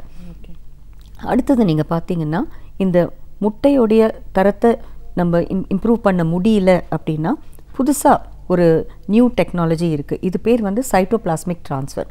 ஸோ சைட்டோபிளாஸ்மிக் ட்ரான்ஸ்ஃபர்னா நம்ம பேஷண்ட்டோடைய முட்டையிலேருந்து அந்த சைட்டோபிளாஸ்ம் அப்படின்ற சப்ஸ்டன்ஸை வெளியில் எடுத்து இந்த டோனர் முட்டை தானம் செய்பவர்கள் அந்த முட்டையை எடுத்து அதில் இருக்கிற அந்த சைட்டோபிளாசமை வந்து இவங்க முட்டையில் செலுத்துறது. இதில் முக்கியமாக வந்து பெண்கள் என்ன பார்க்குறாங்கன்னா, எதுக்கு அவங்க வந்து நான் வேறு முட்டை யூஸ் பண்ண மாட்டேன், இன்னொருத்தருடைய முட்டை எனக்கு வேண்டாம் அப்படின்னு சொல்கிறதுக்கு காரணம் அவங்களுடைய ஜீன்ஸ் வந்து அவங்களுக்கு வேணும். அவங்களுடைய ஓன் ஜீன்ஸ் தான் எல்லாருமே விருப்பப்படுவாங்க. ஸோ அந்த மாதிரி ஜீன் மாற்றாமல் எங்களுக்கு வந்து நீங்கள் அந்த முட்டையோடைய எனர்ஜி இன்க்ரீஸ் பண்ண முடியும் அப்படின்னா நீங்கள் பண்ணுங்கள். இதுதான் ஜென்ரலாக லேடிஸ் விருப்பப்படுறது. ஸோ இந்த சைட்டோபிளாசமில் வந்து மைட்டோகாண்ட்ரியா அப்படின்னு இருக்குது. மைட்டோகாண்ட்ரியா தான் எனர்ஜி apparatus. அதனால தான் இந்த உற்சாகம், அந்த முட்டைக்கு உற்சாகம் தருவது இந்த மைட்டோகாண்ட்ரியா. ஸோ அந்த மைட்டோகாண்ட்ரியா வந்து சைட்டோபிளாசமில் இருக்கும். ஸோ அதை மாற்றுறதுனால அந்த பேஷண்ட்டோடைய முட்டைக்கு வந்து ஒரு எனர்ஜி வந்து அதிகமாகிறதுனால அது வந்து கருவாக உருவாகி அது வளர்கிறதுக்கு அதிக வாய்ப்பு இருக்குது. இதில் சக்ஸஸ் ரேட் வந்து நம்ம 70% அப்படிலாம் சொல்ல முடியாது. ஆனால் 0% இல்லைன்னா 2% இருக்கிறத நம்ம வந்து 15-17% வரைக்கும் எடுத்துகிட்டு வரலாம். ஸோ இது ஒரு நியூ டெக்னாலஜி. ஒரு முட்டை கூட இல்லை அப்படின்னு நினைக்கிறவங்க வேற தான் ஒரு டோனரை தான் தேடணும் அப்படின்ற ஒரு சிச்சுவேஷனில் இருக்கிறவங்களுக்கு இப்படிப்பட்ட ஒரு வாய்ப்பு இருக்குது அப்படின்னு சொல்லியிருக்கீங்க. முட்டையே இல்லை அப்படின்றவங்களுக்கு பண்ண முடியாது. ஏன்னா வந்து இது அவங்க முட்டை 1-2 இருந்துச்சுன்னா தான் அதை நம்ம மாற்றி பண்ண முடியும். முட்டையே இல்லாத ஒரு கண்டிஷன் வந்துச்சுன்னா அப்படின்னா நம்ம வந்து வேற டோனர் எக் தான் யூஸ் பண்ணணும். ஆனால் இப்போ வந்து சிஸ்டம் வந்து ரொம்ப எக்ஸலன்ட் சிஸ்டம். என்னால் டோனரை வந்து என்னென்ன நம்ம பிளட் டெஸ்ட் பண்ணணும், அவங்க ஜென்ரல் ஹெல்த் நல்லா இருக்கணும், அவங்களுடைய ஹார்மோன் லெவல்ஸ் கரெக்டாக இருக்கணும், அவங்களுக்கு எந்த விதமான இன்ஃபெக்ஷனும் இருக்கக்கூடாது, அண்ட் அவங்களுடைய முட்டை உற்பத்தி நல்லா இருக்கும் அப்படின்ற அவங்க ஹார்மோன் லெவல்ஸ் ப்ளஸ் ஸ்கேன் பண்ணி பார்த்து நமக்கு தெரியும். ஸோ இதெல்லாம் கரெக்டாக பண்ணி அவங்களுடைய அனுமதி, பேஷண்ட்டுடைய அனுமதி, இதெல்லாம் கரெக்டாக நம்ம லீகலாக கரெக்டாக பண்ணோன்னா எந்த விதமான பிரச்சனையும் வரதுக்கு வாய்ப்பில்லை. இப்போ வந்து Indian Council of Medical Research என்ன சொல்லியிருக்காங்கன்னா, டோனருக்கு வந்து நிறைய முட்டை வர மாதிரி பண்ணக்கூடாது, ஏன்னா அதுவும் வந்து அவங்களுக்கு பாதிப்பு ஏற்படும் அப்படின்ற ஒரு ரூல் இருக்குது. ஸோ அந்த ரூல்ஸை நம்ம கரெக்டாக ஃபாலோ பண்ணோன்னா நம்ம வந்து ஹெல்த்தி எக் எடுக்கலாம் டோனர்லேருந்து. அது வந்து நம்ம பேஷண்ட்டுக்கு யூஸ் பண்ணோன்னா நமக்கு நல்ல ப்ரெக்னன்சி ரேட் வரதுக்கு வாய்ப்பு இருக்குது. 75-80% வரைக்கும் கூட நம்மளால் இந்த ஹெல்த்தி எக்னால் நம்ம இவங்கெல்லாம் வந்து 22, 23, 24 இயர்ஸ் தான். ஸோ அதனால் அவங்க குவாலிட்டி எக் குவாலிட்டி வந்து நல்லாயிருக்கும். ஓகே, இப்போ இந்த பிரச்சனையை பற்றி பேசும்போது ஆண்களுக்கும் இப்படிப்பட்ட ஒரு குறைபாடு இருக்கிறதுக்கு வாய்ப்பு இருக்குது. இந்த செமன் கவுண்ட் இல்லைன்னு சொல்லுவாங்க, இல்லை அவங்களுக்கு முழுமையாகவே இல்லை, ஃபர்டைலாக இல்லைன்ற ஒரு கண்டிஷனில் அதிகமாக பாதிக்கப்படுற ஆண்களையும் இன்றைக்கி நம்ம அதிகமாக பார்த்துட்ருக்கோம். அப்படிப்பட்ட ஒரு ஆண்களுக்கும் இதற்கு இந்த மாதிரியான ஒரு நவீன சிகிச்சை மூலமாக சரி பண்ண முடியுமா? சில பேருக்கு வந்து கம்மியாக இருக்கும். அதாவது அவங்களுக்கெல்லாம் 15 மில்லியன் இருக்கணும் அப்படின்னா 1 மில்லியன் இருக்கும். ஸோ இந்த 1 மில்லியனை வச்சுட்டு நம்ம வந்து ஐவிஎஃப் தான் பண்ணணும், டெஸ்ட் டியூப் பேபி தான் பண்ணணும். அது சில பேருக்கு வந்து 10 ஸ்பெர்ம் 15 ஸ்பெர்ம் இவ்வளோ தான் இருக்கும். ஸோ இதை நம்ம என்ன செய்யணும்னா, எதனால் இந்த மாதிரி குறைச்சலாக இருக்குது, குறைவாக இருக்கிறதுக்கு என்ன காரணம், அவங்க வந்து ஸ்மோக்கிங் இருக்கா, ஆல்கஹால் இருக்கா, இல்லை அவங்களுக்கு வந்து சின்ன வயசில் ஏதாவது வியாதி இருந்துச்சா, இன்ஃபெக்ஷன் இருந்துச்சா, இந்த மாதிரி காரணத்தை கண்டுபிடிச்சு அந்த உற்பத்தியை இம்ப்ரூவ் பண்ணுறதுக்கு மருந்துகள் இருக்குது. ஸோ மருந்துகள் எல்லாருக்கும் வேலை செய்யும்னு சொல்ல முடியாது. ஒரு 40-50% ஆண்களுக்கு மெடிசன்னாலேயே உங்களால் இம்ப்ரூவ் பண்ண முடியும். அடுத்தது வந்து அந்த விரைக்கு போகிற ரத்த ஓட்டத்தில் பாதிப்பு ஏற்பட்டுச்சுன்னா அவங்களுக்கும் இந்த எண்ணிக்கை குறைவாக இருக்கிறதுக்கு வாய்ப்பு இருக்குது. ஸோ இதை எப்படி கண்டுபிடிக்கிறது அப்படின்னு கேட்டிங்கன்னா, ஸ்க்ரோட்டல் டாப்லர் அப்படிங்கிற ஸ்கேன் இருக்குது. அந்த விரைக்கு போகிற ரத்த ஓட்டத்தை பரிசோதனை செஞ்சு கண்டுபிடிக்கிறது. ஸோ இந்த ரத்த ஓட்டத்தில் பாதிப்பு ஏற்பட்டுச்சுன்னா அந்த விரைக்கு போகிற அந்த டெம்பரேச்சர், அந்த ரத்தத்தோடைய டெம்பரேச்சர் வந்து அதிகமாக இருக்கும். நார்மலி நம்ம ஹியூமன் பாடியில் 37 டிகிரி இருக்கும், வெளியில் வந்து 35 டிகிரி இருக்கும். வேற வெளியில் இருக்கிறதுனால அதோடைய டெம்பரேச்சர் 35. ஸோ இந்த 37 டிகிரி பிளட் வந்து கீழே போய் அப்படியே தேங்குச்சுன்னா அந்த உற்பத்தி கம்மியாயிடுது. ஸோ இதை வந்து நம்ம எப்படி சரி பண்ணுறது அப்படின்னு பார்த்தீங்கன்னா, லாப்ரோஸ்கோப்பியில் வேரிகோசீல், இது பேர் அந்த ப்ராப்ளம் பேர் வேரிகோசீல். ஸோ இந்த வேரிகோசீல் சர்ஜரி நம்ம பண்ணோம்னா அந்த பிளட்டோடைய டெம்பரேச்சர், ரத்தத்தோடைய டெம்பரேச்சர் வந்து 35க்கு மாறிடும். ஏன்னா அந்த தேக்கம் இருக்காது. ஸோ இதனால நம்ம வந்து அந்த 35 டிகிரியை திருப்பி எடுத்துகிட்டு வந்தால் உற்பத்தி வந்து பெட்டராக இருக்கும். ஸோ இந்த மாதிரி சிகிச்சைகள்னால நம்ம வந்து ஆண்களுக்கு உற்பத்தியை இம்ப்ரூவ் பண்ண முடியும். சில பேருக்கு நீங்கள் பார்த்தீங்கன்னா 0 கவுண்ட், எத்தனை வாட்டி பண்ணிங்கனாலும் விந்து இருக்காது. ஸோ இந்த மாதிரி ஆண்களுக்கு என்ன காரணம் அப்படின்னு கண்டுபிடிக்கணும்னு நினச்சிங்கன்னா, சில பேருக்கு வந்து உற்பத்தி இருக்கும், ஆனால் அந்த உற்பத்தி ஆகிற இடத்துல இருந்து வெளியில் வர அந்த பாதை வந்து அடைப்பாக இருக்கும். ஸோ இதை எப்படி கண்டுபிடிக்கிறதுன்னு பார்த்தீங்கன்னா, நம்ம ஹார்மோன் லெவல் பார்த்தீங்கன்னா FSH என்ற ஹார்மோன் அதிகமாக இருந்துச்சுன்னா உற்பத்தி ரொம்ப கம்மியாக இருக்குது, இல்லைன்னா 0 உற்பத்தி அப்படின்றது நமக்கு புரியும். FSH லெவல் கரெக்டாக இருந்துச்சுன்னா முக்கியமாக அந்த பாதையில் அடைப்பு இருக்கிறதுக்கு வாய்ப்பு இருக்குது. ஸோ அடைப்பு இருந்துச்சுன்னா அந்த விந்தில் வந்து அந்த விரையில் வந்து விந்து நிறைய உற்பத்தி இருக்கும். அதை நம்ம ஒரு சிறு ஒரு நீடில் வச்சு அதை எடுத்து நம்ம யூஸ் பண்ணலாம். சில சமயம் ஒரு சின்ன பிட், அதில் பயோப்சின்னு சொல்லுவோம், சின்ன பிட் எடுத்து அதுலேருந்து ஸ்பெர்ம் எடுத்து நம்ம யூஸ் பண்ணலாம். சில சமயம் வந்து பயோப்சி ரிப்போர்ட் பார்த்தீங்கன்னா இவங்களுக்கு உற்பத்தியே இல்லை அப்படின்னு சொல்லுவாங்க. ஆனால் இப்போ வந்து அந்த காலத்தில் மைக்ரோஸ்கோப் வந்து 10 மடங்கு பெருசாக பார்க்குற மைக்ரோஸ்கோப் வச்சுருந்தாங்க. இன்றைக்கும் பெரும்பாலும் அதை தான் யூஸ் பண்ணுறாங்க. 40x மைக்ரோஸ்கோப் இப்போ தான் வந்து அதை இன்ட்ரடியூஸ் பண்ணியிருக்கோம் for the first time in India. இதில் பியூட்டி என்னன்னு அப்படின்னு பார்த்தீங்கன்னா, நிறைய பேருக்கு இந்த பயோப்சி நெகட்டிவ் விந்து உற்பத்தி இல்லை அப்படின்னு கண்டுபிடிச்சி இருக்கிற பேஷண்ட்ஸ் எல்லாம் திருப்பி வரவழைச்சு அந்த ஹார்மோன் லெவல் கரெக்டாக இருக்குது, உற்பத்தி ஏதாவது ஒரு இடத்துல இருக்கும் அப்படின்னு நினச்சி இந்த மைக்ரோஸ்கோப் யூஸ் பண்ணி நம்ம 40% நல்ல அழகாக பார்க்கலாம். அந்த ஒவ்வொரு இடத்துலையும் எல்லாம் இந்த விரையில் வந்து எல்லா இடத்துலையுமே உற்பத்தி இருக்காது, சில பகுதிகளில் உற்பத்தி இருக்கும். இது பேர் பேட்சி அப்படின்னு சொல்லுவோம். ஒவ்வொரு சின்ன சின்ன ஏரியாவில் இருக்கும். அந்த ஏரியாவை எப்படி கண்டுபிடிக்கிறதுனா, 40 மடங்கு பெருசாக பார்த்தீங்கன்னா ஏரியாவை ஈஸியாக கண்டுபிடிக்கலாம். ஸோ பார்க்குறதுக்கே வந்து ஒரு ஃபஸ்ட்டு நாங்கள் பார்த்தப்போ அவ்வளோ ஒரு ஸ்டன்னிங்காக இருந்துச்சு, அவ்வளோ பியூட்டிஃபுல்லாக இருந்துச்சு பார்க்குறதுக்கு, இவ்வளோ அழகாக நமக்கு தெரியுது அப்படின்ட்டு.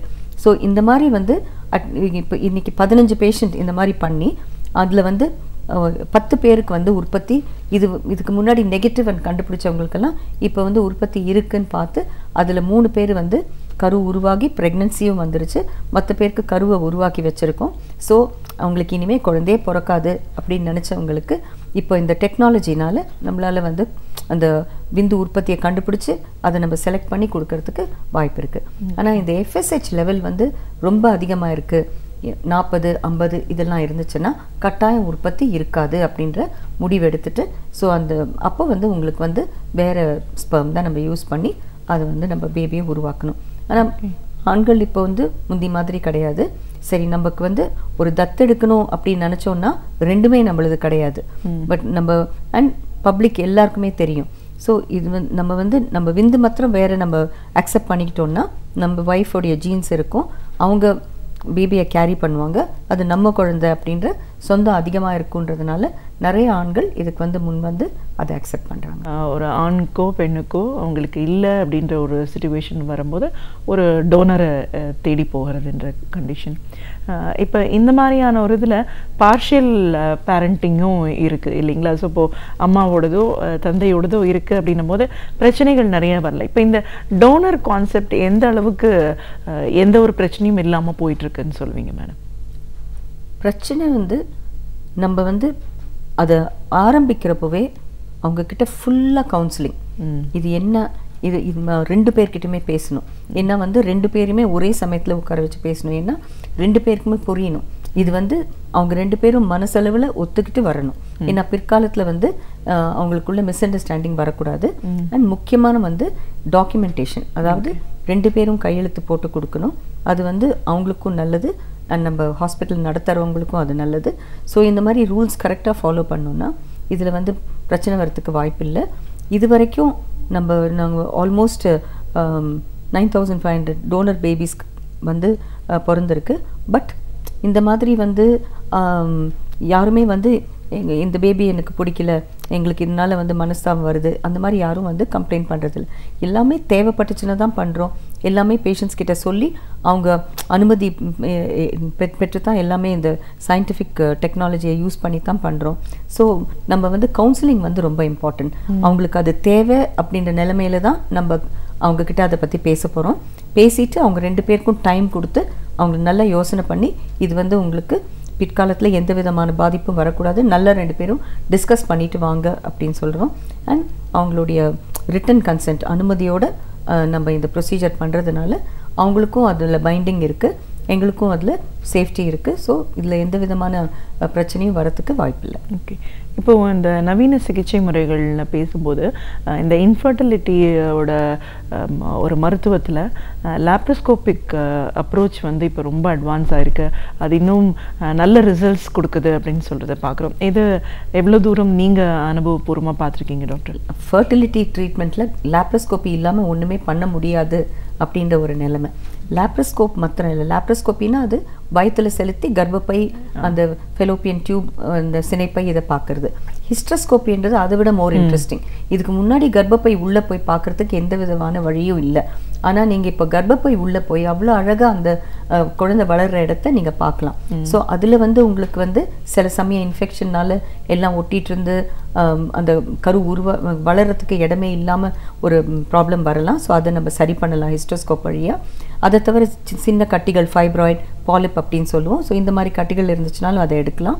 இதை தவிர முக்கியமான விஷயம் என்னென்னா அந்த கர்ப்பப்பையோடைய அமைப்பு சில சமயம் வந்து சரி இருக்காது. ஸோ இது வந்து நார்மலி கர்ப்பப்பை ஒரே கேவிட்டியாக இருக்கணும். ஸோ இது 2 பாகமாக இருந்துச்சுன்னா அது வந்து அந்த நடுவில் இருக்கிற அந்த பார்ட்டிஷனுக்கு வந்து ரத்த ஓட்டம் கிடையாது. அண்ட் இதனால் வந்து அந்த குழந்தை வளர்கிற இடம் வந்து ரொம்ப கம்மியாயிருது. ஸோ இந்த ஷேப்பை வந்து நம்ம மாற்றி அதை நார்மல் கர்ப்பப்பையாக நம்ம மாற்றுறதுக்கு ஹிஸ்ட்ரோஸ்கோப்ன்றது ரொம்ப ரொம்ப ஒரு வண்டர்ஃபுல் எக்யூப்மெண்ட் அது. இதை தவிர நீங்கள் லேப்ரோஸ்கோப்பியில் வந்து 1994 நான் யூகேல படிக்கிறப்போ அந்த லேப்ரோஸ்கோப்பி இருந்ததுக்கும் இன்றைக்கி லேப்ரோஸ்கோப்பி இருக்கிறதுக்கும் பெரிய வித்தியாசம் இருக்குது. அப்போ வந்து 2D கேமரா, அதுக்கப்புறம் 3D கேமரா வந்துச்சு. இப்போ வந்து அந்த 3D கேமரான்றது நம்ம 3D சினிமா பார்க்குற மாதிரி எல்லாமே வந்து பெருசாக பார்க்க முடியும். ஒரு சின்ன ரத்த குழாய் வந்து பெருசாக பார்க்க முடியும், அந்த சின்ன கட்டியை வந்து பெருசாக பார்க்க முடியும். அண்ட் முக்கியமாக வந்து இந்த ஓவரி, இந்த சினைப்பையில் வந்து சாக்லேட் சிஸ்ட் அப்படின்றது அந்த ரத்த கட்டி இருந்துச்சுன்னா அது ஒரு பாகத்தில் இருக்கும், நார்மல் டிஷ்யூ ஒரு பாகத்தில் இருக்கும். நம்ம இந்த ரத்த கட்டியை எடுக்கிறப்போ அந்த முட்டை உற்பத்தியாகிற அந்த பகுதியை வந்து அது டேமேஜ் ஆகாமல் நம்ம வந்து இதை எடுக்கணும்.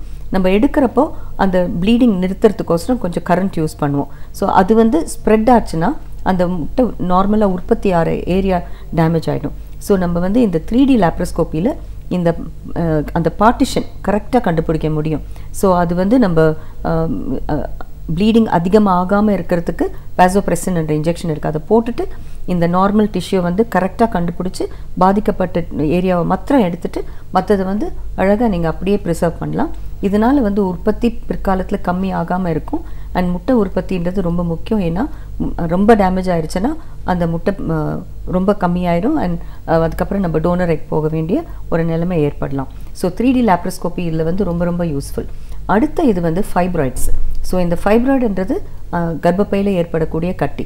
ஸோ இதை வந்து நம்ம எடுக்கணும் அப்படின்னா உங்களுக்கு வந்து இந்த 3D லேப்ரோஸ்கோப்பி ரொம்ப இம்பார்ட்டண்ட். ஏன்னா இந்த ஃபைப்ராய்டை எடுத்து அந்த சதையை வந்து நம்ம கரெக்டாக தைக்கணும். அந்த அலைன்மெண்ட் ஒரு லேயர் டு லேயர் ஒரே லைனில் நம்ம தைச்சோன்னா தான் அந்த கர்ப்பப்பைக்கு வந்து அந்த கர்ப்ப காலத்தில் ஸ்ட்ரென்த் இருக்கும். இந்த தையல் நம்ம சரியாக போடலை அப்படின்னா உங்களுக்கு வந்து அந்த தையல் விடுறதுக்கு சான்ஸ் இருக்குது. ஸோ கர்ப்பம் வந்து வளர வளர அது வந்து ஓட்ட விழுந்துச்சுன்னா அது வந்து ஒரு மேஜர் டிஸ்டர்பன்ஸ் ஆயிடுது. ஸோ இந்த 3D லேப்ரோஸ்கோப்பியோட ஒரு முக்கியமான அப்ளிகேஷன் இது. இப்போது நான் அடினோமயோசிஸ்ன்னு முந்தி சொன்னேன். இது வந்து சிறு சிறு ரத்தக்கட்டி அந்த கர்ப்பப்பையில். ஸோ இந்த ரத்தக்கட்டி இருந்துச்சுன்னா அது இதுக்கு முன்னாடி வந்து ரத்தக்கட்டி ஃபுல்லாக ஸ்ப்ரெட்டாக இருந்துச்சுன்னா கர்ப்பப்பை எடுங்க தான் நம்ம எல்லாருக்குமே சொல்லுவோம், குழந்தை இல்லைன்னாலும்.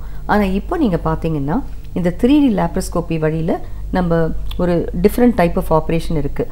இது வந்து அந்த பாதிக்கப்பட்ட ஏரியா வந்து நம்ம அதை மாத்திரம் போய் உள்ளே போய் எடுத்துட்டு அந்த மேலே இருக்கிற ஏரியா கீழே இருக்கிற ஏரியா வந்து தச்சு அதை கரெக்டாக நம்ம வச்சோம்னா, இப்போது போன வாரம் கூட ஒரு 19 சென்டிமீட்டர் கர்ப்பப்பை, அதாவது ஆல்மோஸ்ட் 5 மாதம் கர்ப்பப்பையை வந்து ஒரு 2.5 மாதம் கர்ப்பப்பையாக மாற்றணும். 19 சென்டிமீட்டரை 10 சென்டிமீட்டராக மாற்றிருக்கோம். ஸோ இந்த நிறைய ஒரு 2-3 ஹவர்ஸ் ஆகும், 2-3 மணி நேரம் ஆகும் சர்ஜரி பண்ணுறதுக்கான. பொறுமையாக நம்ம பண்ணோம்னா அது கொஞ்சம் கொஞ்சமாக அதை குறைச்சி அதை வந்து ஒரு 10 சென்டிமீட்டர் எடுத்துகிட்டு வந்து அதுக்கப்புறம் மெடிசன் கொடுத்து அது இன்னும் 8 சென்டிமீட்டர் எடுத்துகிட்டு வந்து அதுக்கப்புறம் நம்ம வந்து நம்ம குழந்தையை உருவாக்குறதுக்கு நம்ம சான்சஸ் இருக்குது. இதுக்கு முன்னாடி இந்த சான்ஸ் கிடையாது. ஆனால் இப்போ வந்து லேப்ரோஸ்கோப்பி சில சமயம் வந்து ஓப்பனாகவும் பண்ணுவோம். பட் லேப்ரோஸ்கோப்பி இந்த 3D வந்தப்புறம் இது நிறைய இதில் அப்ளை பண்ணி நம்ம பண்ணுறதுக்கு வாய்ப்பு இருக்குது. அடுத்தது நீங்கள் பார்த்தீங்கன்னா இந்த அடினோமயோசிஸ்ன்றது சில சமயம் ஒரே பாகத்தில் இருக்கும். அது வந்து எடுத்துட்டு அதை தையல் போடுறதுக்கு சில டைம் கஷ்டப்படுவோம். ஸோ அதுக்கும் வந்து இந்த டெக்னாலஜி யூஸ் பண்ணி நம்ம அந்த 2 இடத்தையும் எடுத்துகிட்டு வந்து நான் சொன்ன தைக்கிறது வந்து ரொம்ப இம்பார்ட்டண்ட். ஏன்னா அது கர்ப்ப காலத்தில் வந்து ரொம்ப இம்பார்ட்டன்ட். ஸோ இது 3D லேப்ரோஸ்கோப்பியோடைய மேஜர் அப்ளிகேஷன் இந்த அடினோமயோசிஸில். ஓகே. ஸோ இப்போ வந்து இது பேசுகிறப்போ எனக்கு ஒரு பேஷண்ட் ஞாபகம் வருது. அவங்களுக்கு வந்து அடினோமயோசிஸ் வந்து இருந்து அவங்களுக்கு இந்த மாதிரி கர்ப்பப்பை சைஸை குறைச்சி அவங்க ஸ்ரீலங்கன் பேஷண்ட்டு அங்கே டெய்லி அழுவாங்க, எனக்கு வலிக்குது நான் வீட்டுக்கு போகணும். ஸோ 28 வாரத்தில் அந்த கர்ப்பமாக்கணும். அது 28 வாரத்தில் இந்த வலி ஆரம்பித்து அவங்க 34 வாரம் வரைக்கும் எடுத்துகிட்டு வந்து 2.2 kg பேபி டெலிவர் பண்ணோம். இது வந்து ஸ்ரீலங்காவில் ரெஃப்யூஸ் பண்ணிவிட்டு இங்கே வந்தாங்க. இது பண்ணவே முடியாது, கர்ப்பப்பை தான் எடுக்கணும்னு சொல்லிட்டு வந்த பேஷண்ட்டு இந்த மாதிரி சர்ஜரி பண்ணி நம்ம வந்து அவங்களையும் ஒரு தாயாக்க முடிஞ்சது. அதே மாதிரி ஃபைப்ராய்ட் கட்டி 62 இந்த மாதிரி கட்டிகள் இருக்கிறவங்களுக்கும் நம்ம கட்டியெல்லாம் எடுத்து அதை பொறுமையாக நம்ம தையல் போட்டு அந்த கர்ப்பப்பையை ரீகன்ஸ்ட்ரக்ட் பண்ணி அவங்களுக்கு வந்து 2 பேஷண்ட்ஸ் ஞாபகம் வருது எனக்கு. ஒன்று 62 ஃபைப்ராய்ட், இன்னொன்று வந்து 32 ஃபைப்ராய்ட்ஸு. 2 பேருக்குமே இப்போ 2 குழந்தை இருக்குது. அண்ட் அவங்க கர்ப்ப காலத்தில் வெளியில் போய் சர்ஜரி பண்ணணுன்னா பயந்துக்கிட்டு திரும்பி எங்ககிட்டயே வந்து ஒருத்தர் அசாம், ஒருத்தர் வந்து மேகாலயா, 2 பேரும் வந்து அவங்களுடைய டெலிவரிஸும் இங்கே கண்டக்ட் பண்ணாங்க. ஸோ என்ன நடந்துச்சு, அந்த ஸ்கார் எப்படி இருந்துச்சு அப்படின்றது நாங்களே சர்ஜரி பண்ணி அதை பார்த்து நார்மல் கர்ப்பப்பை மாதிரி இருந்துச்சு. ஸோ நம்மளால் வந்து எத்தனை கட்டி இருந்துச்சுனாலும் இப்போ பயப்பட வேண்டாம். ஏன்னா பேஷண்ட்ஸ் வந்து என்ன நினைக்கிறாங்கன்னா நிறைய கட்டி இருந்துச்சுன்னா கர்ப்பப்பை எடுக்கணும்னு டாக்டர் சொல்லுவாங்க, பெருசாச்சுன்னா கர்ப்பப்பை எடுக்கணும் டாக்டர் வரவே மாட்டாங்க. அதனால அது வந்து நிற்கும்னு வெயிட் பண்ணுவாங்க. அந்த மாதிரி வெயிட் பண்ணாமல் அது ப்ராப்ளம் சின்னதாக இருக்கிறப்பவே வந்துருச்சுன்னா டெக்னாலஜி வச்சு நம்ம அழகாக அவங்களுக்கு வந்து அந்த சூச்சர் பண்ணி ஒரு ஹெல்த்தி யூட்ரஸ் க்ரியேட் பண்ணி கொடுக்கலாம். லேட் ஆக ஆக கொஞ்சம் மெடிக்கல் ப்ராப்ளம்ஸ் வர நமக்கு டிஃபிகல்ட் ஆகிடுது. பண்ண முடியும், ஆனால் கஷ்டத்தோடு எதுக்கு பண்ணணும்? ரத்தப்போக்கு குறைச்சலாக அது சிம்பிளாக இருக்கிறப்பவே நம்ம ட்ரீட் பண்ணி அவங்களுக்கும் சின்ன வயசுலேயே அவங்களுக்கு பேபி டெலிவரி ஆகிறதுக்கு வாய்ப்பு இருக்குது. ஸோ எந்த பிரச்சனை சின்னதாக இருக்கிறப்பவே வந்து பார்த்துட்டா நல்லது. ஒரு குழந்தையின்மை அப்படிங்கிற ஒரு பிரச்சனைக்கான ஒரு தீர்வு அப்படின்னு பார்க்கும்போது இன்றைக்கி நம்மளுடைய டாக்டர்ஸ் வந்து இந்த நவீனத்துறையை எவ்வளோ தூரம் அழகாக கையாண்ட அந்த ஸ்கில் நம்ம டாக்டர்ஸ்ட்டு எவ்வளோ தூரம் இருக்குது, அதற்கான ஒரு வாய்ப்பை எவ்வளோ தூரம் ஏற்படுத்தி கொடுத்துட்ருக்காங்கன்றது நீங்கள் ஒரு கேஸ் ஸ்டடி மூலமாக நம்ம தெரிஞ்சுக்க முடிஞ்சிச்சு. உங்களோட அனுபவங்கள் சார்ந்த நிறைய விஷயங்களை எங்களோட நீங்கள் பகிர்ந்ததுக்கு நன்றி. பல்கலைக்கழகங்களில் இருக்கும் நூல்களை படித்து நாம் அறிந்து கொள்ள வேண்டிய பல தகவல்களை ஒவ்வொரு நாளுமே நமக்காக அழகிய தமிழ் தொகுத்து இனிமையாக வழங்கி வருகிறார் பேராசிரியர் சுபவீரபாண்டியன் அவர்கள். நிகழ்ச்சியில் அடுத்த பகுதியாக வரவிருப்பது ஒன்றை சொல் நன்றை சொல்.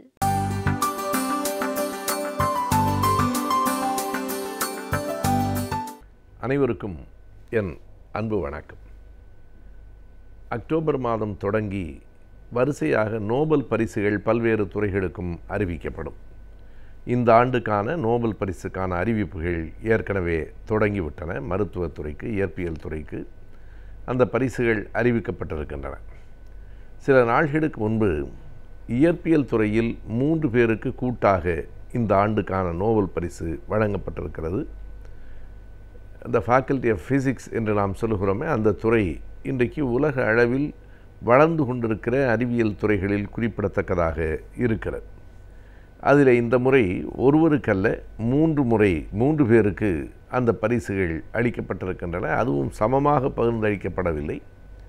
ரேனர் வைஸ், பாரிசி பாரிஷ், கின்த்ரோன் என்கிற 3 அதில் ரேனர் வைஸ் என்கிறவருக்கு பாதி தொகையும் மீதம் இருக்கிற பாதி தொகையை மற்ற இருவரும் பகிர்ந்து கொள்வார்கள் என்றும் அறிவிக்கப்பட்டிருக்கிறது.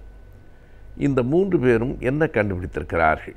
இயற்பியல் துறையில் அவர்களினுடைய உலகத்தை வியக்க வைக்கிற கண்டுபிடிப்பு எது என்று கேட்டால் ஆங்கிலத்திலே அதனை இப்படி எழுதியிருக்கிறார்கள்: கிராவிடேஷனல் வேவ்ஸ் வேர் ஃபைனலி கேப்சர்ட் என்று அவர்கள் சொல்கிறார்கள். அதாவது இந்த புவியீர்ப்பு விசை அல்ல, புவியீர்ப்பு அலைகள். புவியீர்ப்பு அலைகள் இறுதியாக கண்டறியப்பட்டிருக்கின்றன என்று சொல்ல முடியாது, இறுதியாக பிடிபட்டிருக்கின்றன, வேர் கேப்சர்ட் என்று சொல்லுகிறார்கள். அந்த அலைகளை பார்க்க முடியாமல் விஞ்ஞானிகள் தடுமாறிய காலங்கள் உண்டு. அது எப்படி உருவாகிறது அந்த புவியீர்ப்பு அலைகள் என்று கேட்டால், சரியாக 100 ஆண்டுகளுக்கு முன்பு 1919 ஐன்ஸ்டீன் தன்னுடைய ஜெனரல் ரிலேட்டிவிட்டி தியரி, அவருடைய சார்பு கொள்கை, சிறப்பு சார்பியல் கொள்கை, பொதுவான சார்பியல் கொள்கை என 2 உண்டு. 1905 அந்த சிறப்பான சார்பியல் கொள்கையும் 1919 அவருடைய பொதுவான சார்பியல் கொள்கையும் வெளியாயிற்று. அந்த பொதுவான சார்பியல் கொள்கை, ஜெனரல் ரிலேட்டிவிட்டி தியரி என்கிற அந்த கொள்கையில் ஐன்ஸ்டீன் பல செய்திகளை இந்த புவியீர்ப்பு அலைகளை பற்றி கூறியிருக்கிறார். 2 பெரும் கருந்துளைகளுக்கு இடையிலான மோதலில் அது உருவாகிறது என்பது அவருடைய கண்டுபிடிப்பு. ஆனால் அவற்றை அளக்க முடியாது என்றுதான் அவர் இறுதி முடிவுக்கு வந்தார். 1 நூற்றாண்டுக்கு பிறகு அதனை அளக்க முடியும் என்று இந்த விஞ்ஞானிகள் மெய்ப்பித்திருக்கிறார்கள். இதுதான் அவர்களுக்கு நோபல் பரிசை கொண்டு வந்து சேர்த்திருக்கிறது.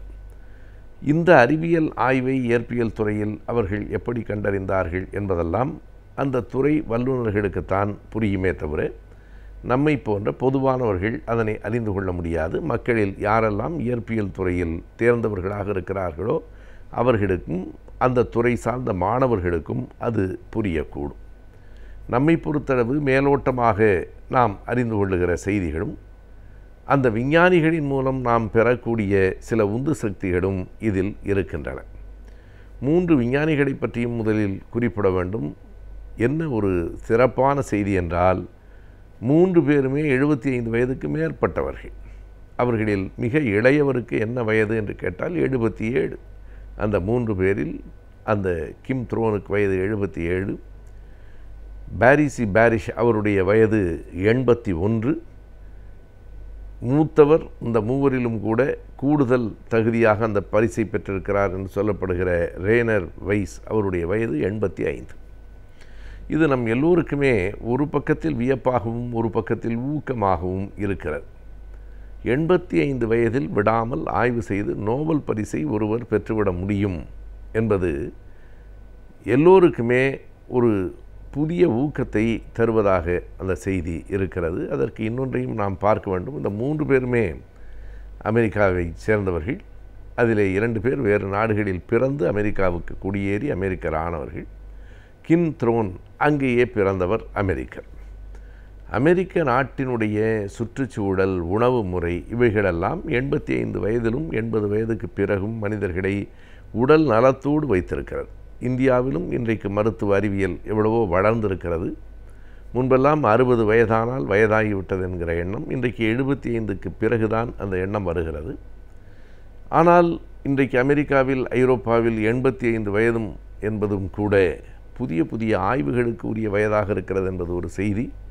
இன்னமும் கீழே நாடுகளுக்கு போனால் சீனா, ஜப்பான் போன்ற நாடுகளில் 100 வயதை தொட்டவர்கள் எண்ணிக்கையில் கூடிக்கொண்டிருக்கிறார்கள். 100 வயதிலும் தாங்களாக தங்களினுடைய பணிகளை செய்து கொண்டிருக்கிறார்கள். உலகத்தினுடைய வாழ்நாள் கூடிக்கொண்டிருக்கிறது மருத்துவ அறிவியலின் வளர்ச்சியால். இது ஒரு செய்தி. அடுத்ததாக இந்த நோபல் பரிசு பெற்றிருக்கிற விஞ்ஞானிகளை பற்றி சொல்ல வேண்டுமென்றால், குறிப்பாக அந்த LIGO என்கிற அமைப்பை சேர்ந்தவர்களாக 3 இருக்கிறார்கள். இந்த LIGO என்பது லேசர் இன்டர்ஃபெராமீட்டர் கிராவிடேஷனல் வேவ்ஸ் அப்சர்வேட்டரி என்று நீளமாக அந்த பெயர் சொல்லப்பட்டிருக்கிறது. நாம் இப்படி புரிந்து கொள்ளலாம். இந்த புவியீர்ப்பு அலைகளை கவனிக்கிற, அப்சர்வேஷன் என்று சொல்லுகிறோமே, அப்சர்வேட்டரி என்றால் அதற்கான இடம், அதனை கவனிக்கிற, அதை அளப்பதற்கான இன்டர்ஃபெராமீட்டர் என்கிற கருவிகளை வைத்திருக்கிற ஓர் இடம் என்று ஒரு ஆய்வு மையத்தை உருவாக்கி இருக்கிறார்கள். யார் உருவாக்கி இருக்கிறார்கள் என்றால் 20 நாடுகளைச் சேர்ந்த 1000 விஞ்ஞானிகள் சேர்ந்து உருவாக்கி இருக்கிறார்கள். இது இன்னொரு பெரிய செய்தி. கூட்டு முயற்சியை நோக்கி உலகம் போய்கொண்டிருக்கிறது என்பதை உணர்த்துகிற செய்தி. தனி ஒரு மனிதராக தன்னுடைய ஆய்வுக்கூடத்தில் உட்கார்ந்து கொண்டு கண்டுபிடித்த காலங்கள் மாறிவிட்டன. இன்றைக்கு எல்லா துறைகளிலும் கூட்டு முயற்சி தேவைப்படுகிறது. ஒரு கால்பந்து விளையாட்டு என்றால் யாரோ ஒருவர் இங்கே இருந்து அந்த மூலை வரைக்கும் எடுத்து கொண்டு போய் பந்தை அடித்து வெற்றி பெற முடியாது என்பது எவ்வளவு உண்மையோ, அதே அளவுக்கு இன்றைக்கு விஞ்ஞானத்திலும் கூட இத்தனை பேர் சேர்ந்து அந்த ஆய்வை நிகழ்த்த வேண்டிய கட்டாயம் வந்திருக்கிறது. 20 நாடுகளைச் சேர்ந்த 1000 விஞ்ஞானிகள் அதனை உருவாக்கி இருக்கிறார்கள். அதில் மூத்தவர்களும் முன்னோடிகளுமான இந்த 3 பேருக்கு நோபல் பரிசு கிடைத்திருக்கிறது. இதில் இன்னொரு செய்தியையும் நாம் பார்க்கலாம். ரைனர் வெய்ஸ் ஜெர்மனியிலே 1930களிலே பிறந்திருக்கிறார். ஆனால் 2வது உலகப் போரில் அவர் யூதராக பிறந்த காரணத்தால் நாட்டை விட்டு துரத்தப்பட்டிருக்கிறார். ஜெர்மனி ஒரு பெரிய விஞ்ஞானியை இழந்திருக்கிறது, அமெரிக்கா பெற்றிருக்கிறது. அதே போலத்தான் அடுத்தவர் பாரிசி பாரிஷ் போலந்து நாட்டிலே பிறந்தவராக இருக்கிறார். அவரும் 2ஆம் உலகப் போரிலே தான் அமெரிக்காவிலே குடியேறி இருக்கிறார். இன்றைக்கு அவரும் அமெரிக்காவுக்கு ஒரு புது வரவாக கிடைத்திருக்கிறார். 3வது கிம் த்ரோன் அங்கேயே பிறந்தவர். இதில் இன்னொரு செய்தியையும் நாம் பார்க்க வேண்டும். மூத்தவரான ரேனர் வெய்ஸ் சொல்லுகிறார், நான் அடிப்படையில் ஒரு பொது உடைமை கட்சியினுடைய கோட்பாடுகளை ஏற்றுக்கொண்டிருக்கிறவன் என்று சொல்கிறார். 3ஆவதாக இருக்கிற கிம் த்ரோன், நான் ஒரு நாத்திகன், ஆம் அன் ஏத்திஸ்ட் என்று தன்னை அறிவித்து கொண்டவராக இருக்கிறார். எனவே இப்படிப்பட்ட முற்போக்கு சிந்தனையாளர்கள் அறிவியல் உலகில் புதியவைகளை கண்டுபிடித்து தந்து நோபல் பரிசு பெற்றிருக்கிறார்கள் என்பதும் நாம் பெருமையோடு குறித்து கொள்ள வேண்டிய செய்திகளாக இருக்கின்றன. அறிவியலின் வளர்ச்சி தொழில்நுட்பத்தின் முன்னேற்றத்தை வைத்துதான் ஒரு நாட்டின் பொருளாதாரம் அமைகிறது.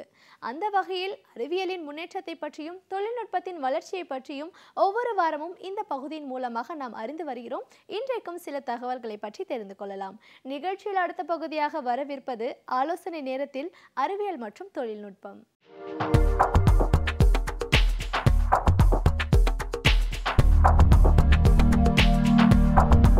கலைஞர் தொலைக்காட்சி நேயர்களுக்கு என்னுடைய காலை வணக்கம். தமிழகத்தில் நீர்வளம் எங்குமே பெருக்கணும், அது கட்டாயம். ஆனால் முக்கியமாக எங்கே நம்ம இது சென்னை ஒரு தொழில் நகரம். இங்கு எல்லா வகையான தொழில்களும் வளர்ந்து வருகின்றன, மக்கள் பெருக்கமும் அதிகம். அதனால் என்ன பண்ணணும்னா, இந்த சென்னையினுடைய நீர்வளத்தை எப்படி பெருக்கிறதுன்னு சரியான முறையில் திட்டமிடணும். இந்த சென்னையில் நம்ம தமிழ்நாட்டினுடைய மக்கள் ஆண்டு சராசரி எவ்வளவு விழுக்காடு கூடுதுன்னா, ஒரு சராசரியாக தமிழ்நாட்டுக்கு 1.38 விழுக்காடு தான் ஒவ்வொரு ஆண்டுக்கும் மற்றொரு ஆண்டுக்கும் மக்கள் தொகை கூடுது. ஆனால் இங்கே எப்படின்னா 2 விழுக்காடு கூடுது. இவ்வாறு கூடுவதற்கு என்ன, இங்கு படிப்பதற்கு வேண்டிய எல்லா வசதியும் எல்லா கல்லூரிகளும் எல்லா நிலையிலும் இங்கே இருக்கிறது, அது ஒரு காரணம். 2வது எங்கள் தொழில் நகரமாக இருக்கணும்னா வர்றவங்களுக்கெல்லாம் வேலை கிடைக்கிது. அந்த காரணத்தினால இங்கே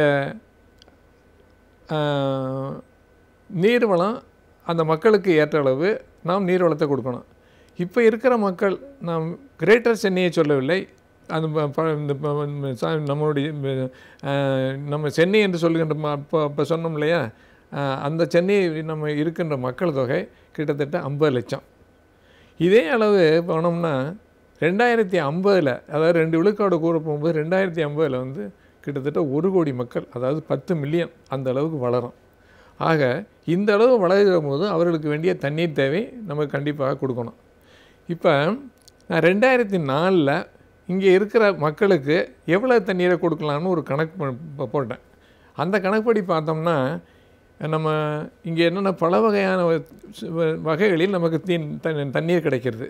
ஒன்று இங்கே உள்ள ஏரிகள், இங்கு நிலநீர், நம்ம வீராணத்திலிருந்து கிடைக்கின்ற தண்ணீர், விவசாயிகளிடமிருந்து கிடைக்கின்ற தண்ணீர், நெய்வேலியிலிருந்து எடுத்து வருகின்ற தண்ணீர், இவ்வாறு பல வகையான வகைகளில் நமக்கு தண்ணீர் கிடைக்கிறது. இவற்றை எல்லாத்தையுமே நம்ம மொத்தமாக கூட்டி பார்த்தோம்னா அப்போ வந்து கிட்டத்தட்ட 28 டிஎம்சி நமக்கு தண்ணி கிடைக்குது. இந்த 28 டிஎம்சியை வந்து ஆதாரம் இருக்குது.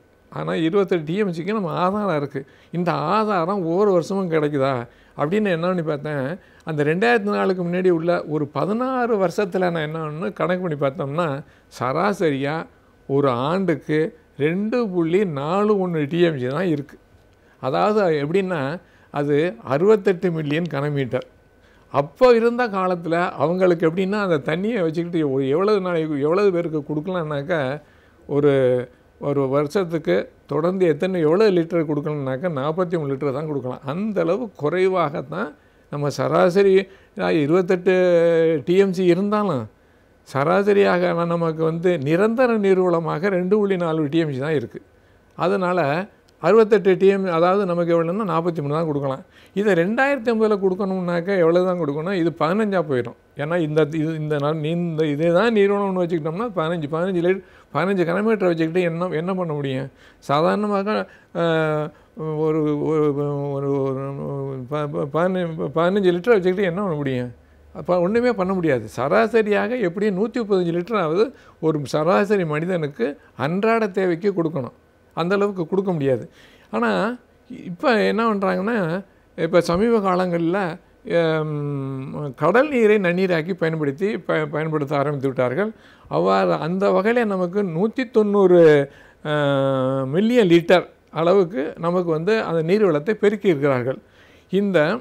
இந்த தண்ணீரையும் கடல் நீரை நன்னீராக பயன்படுத்துவது, சராசரியாக நிரந்தரமாக இருக்கிற நீர்வளத்தை பயன்படுத்துவது, அந்த தண்ணீர் ரெண்டையும் சேர்த்து நம்ம கொடுத்தோம்னா இப்போ ஒரு 55 லிட்டர் கொடுக்கலாம் இப்போ. ஆனால் 2050 வேணும்னா 35 லிட்டர் தான் கொடுக்கணும். ஆக என்ன தெரியுது? 135 லிட்டர் கொடுக்குறதுல இப்போ 58 கொடுக்குறது, அப்புறம் வந்து 2050 வந்து 35 கொடுக்குறோன்னா அது பத்தாது.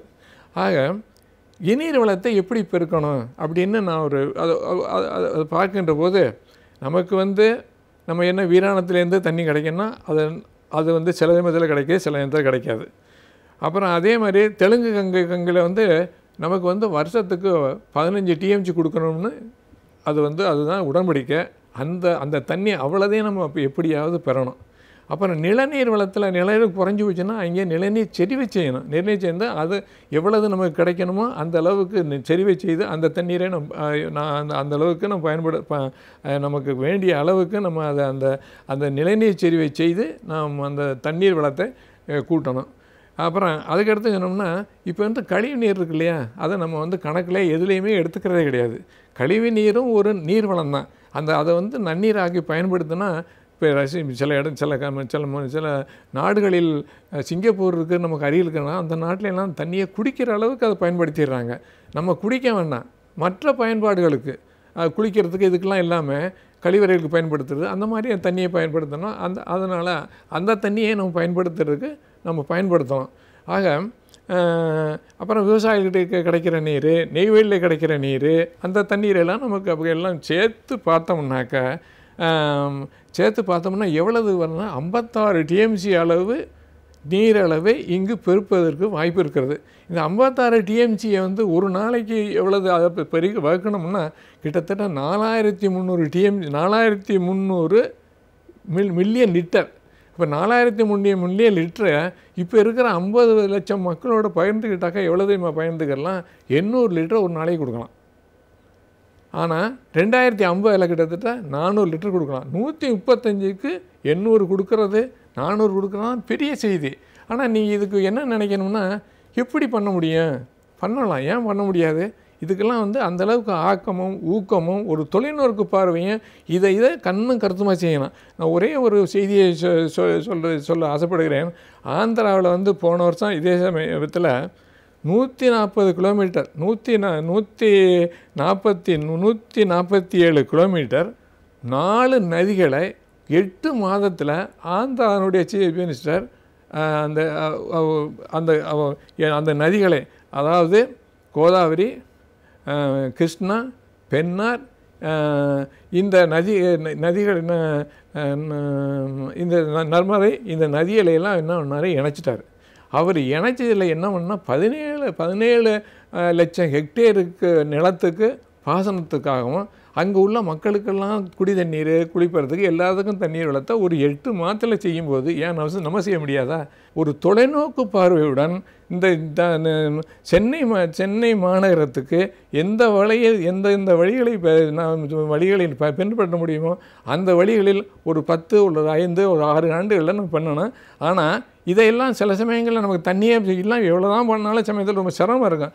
அதுக்கு ஒரே ஒரு மாற்று கடல் நீரை நன்னீரைக்கு பயன்படுத்துகிறோம். இப்போ 1190 எம்எல்டி நம்ம மில்லியன் லிட்டர் பண்ணுறத 500 பண்ணணும், அல்ல 1000 பண்ணிட்டோம்னு வைங்களேன். 1000 எம்எல்டியாக பண்ணிட்டோம்னாக்கா இப்போ நமக்கு கிட்டத்தட்ட 50 லிட்டர் அதுலேருந்து கொடுக்கலாம். ஈவன் 2050 உள்ள 10 மில்லியன், அதாவது 1 கோடி பேருக்கு ஒருத்தருக்கு 100 லிட்டர் கண்டிப்பாக கொடுக்கலாம். அந்த அளவுக்கு அதை கண்டிப்பாக நம்ம செஞ்சு, அதுக்கு செலவாகும், ஆனால் அதை செஞ்சு தான் ஆகணும். அப்படி செஞ்சால் தான் இந்த மாநகரத்தை நான் தண்ணீர் தட்டுப்பாட்டிலிருந்து நீக்கலாம் என்று நான் கருதுகிறேன். நம் சுற்றுச்சூழல் தூய்மையாக இருந்தால்தான் நம்முடைய சமூகம் சிறப்பாக அமையும். சுற்றுச்சூழலை எவ்வாறு தூய்மையாக வைத்துக் கொள்ளலாம், மாசுபடாமல் காத்துக்கொள்ளலாம் என்பதை பற்றி நம்மிடையே இன்றைக்கும் பகிர்ந்து கொள்ள வந்திருக்கிறார் டாக்டர் வின்சென்ட் அவர்கள். நிகழ்ச்சியில் நிறைவு பகுதியாக வரவிருப்பது சுற்றுச்சூழல்.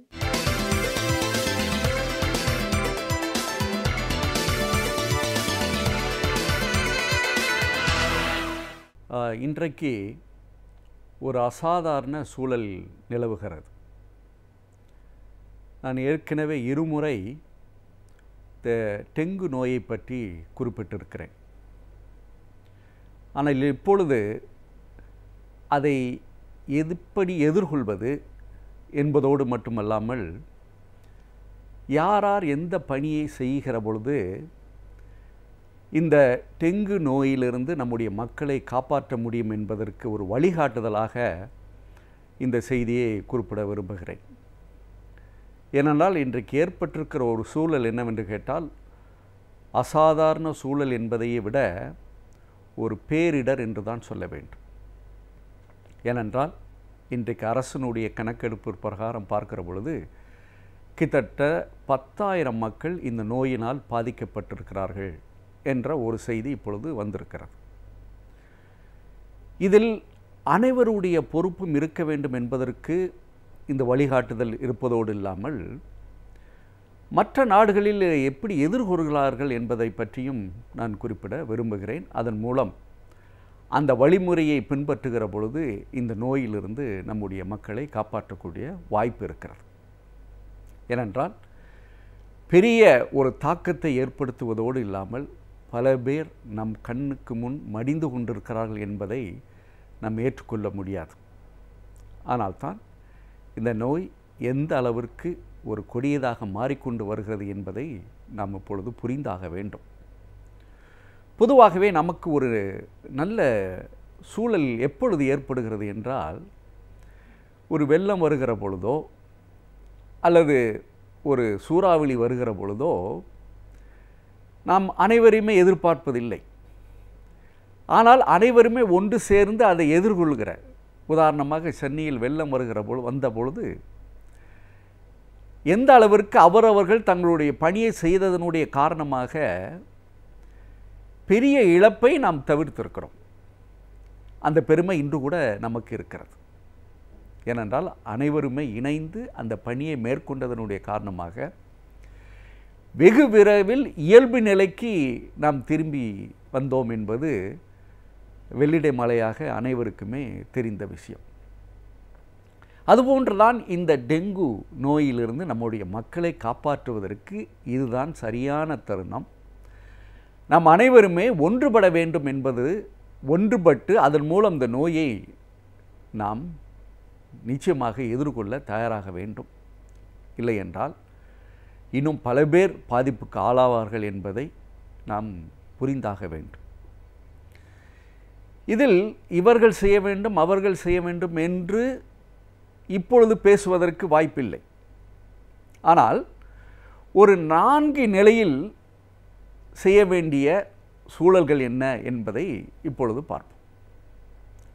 அந்த 4 நிலைகள் என்ன என்று பார்த்தால், 1 அரசு நிலையில், இன்னொன்று அதிகாரிகள் நிலையில், 3வது மக்கள் நிலையில், நான்காவது ஊடகம் நிலை.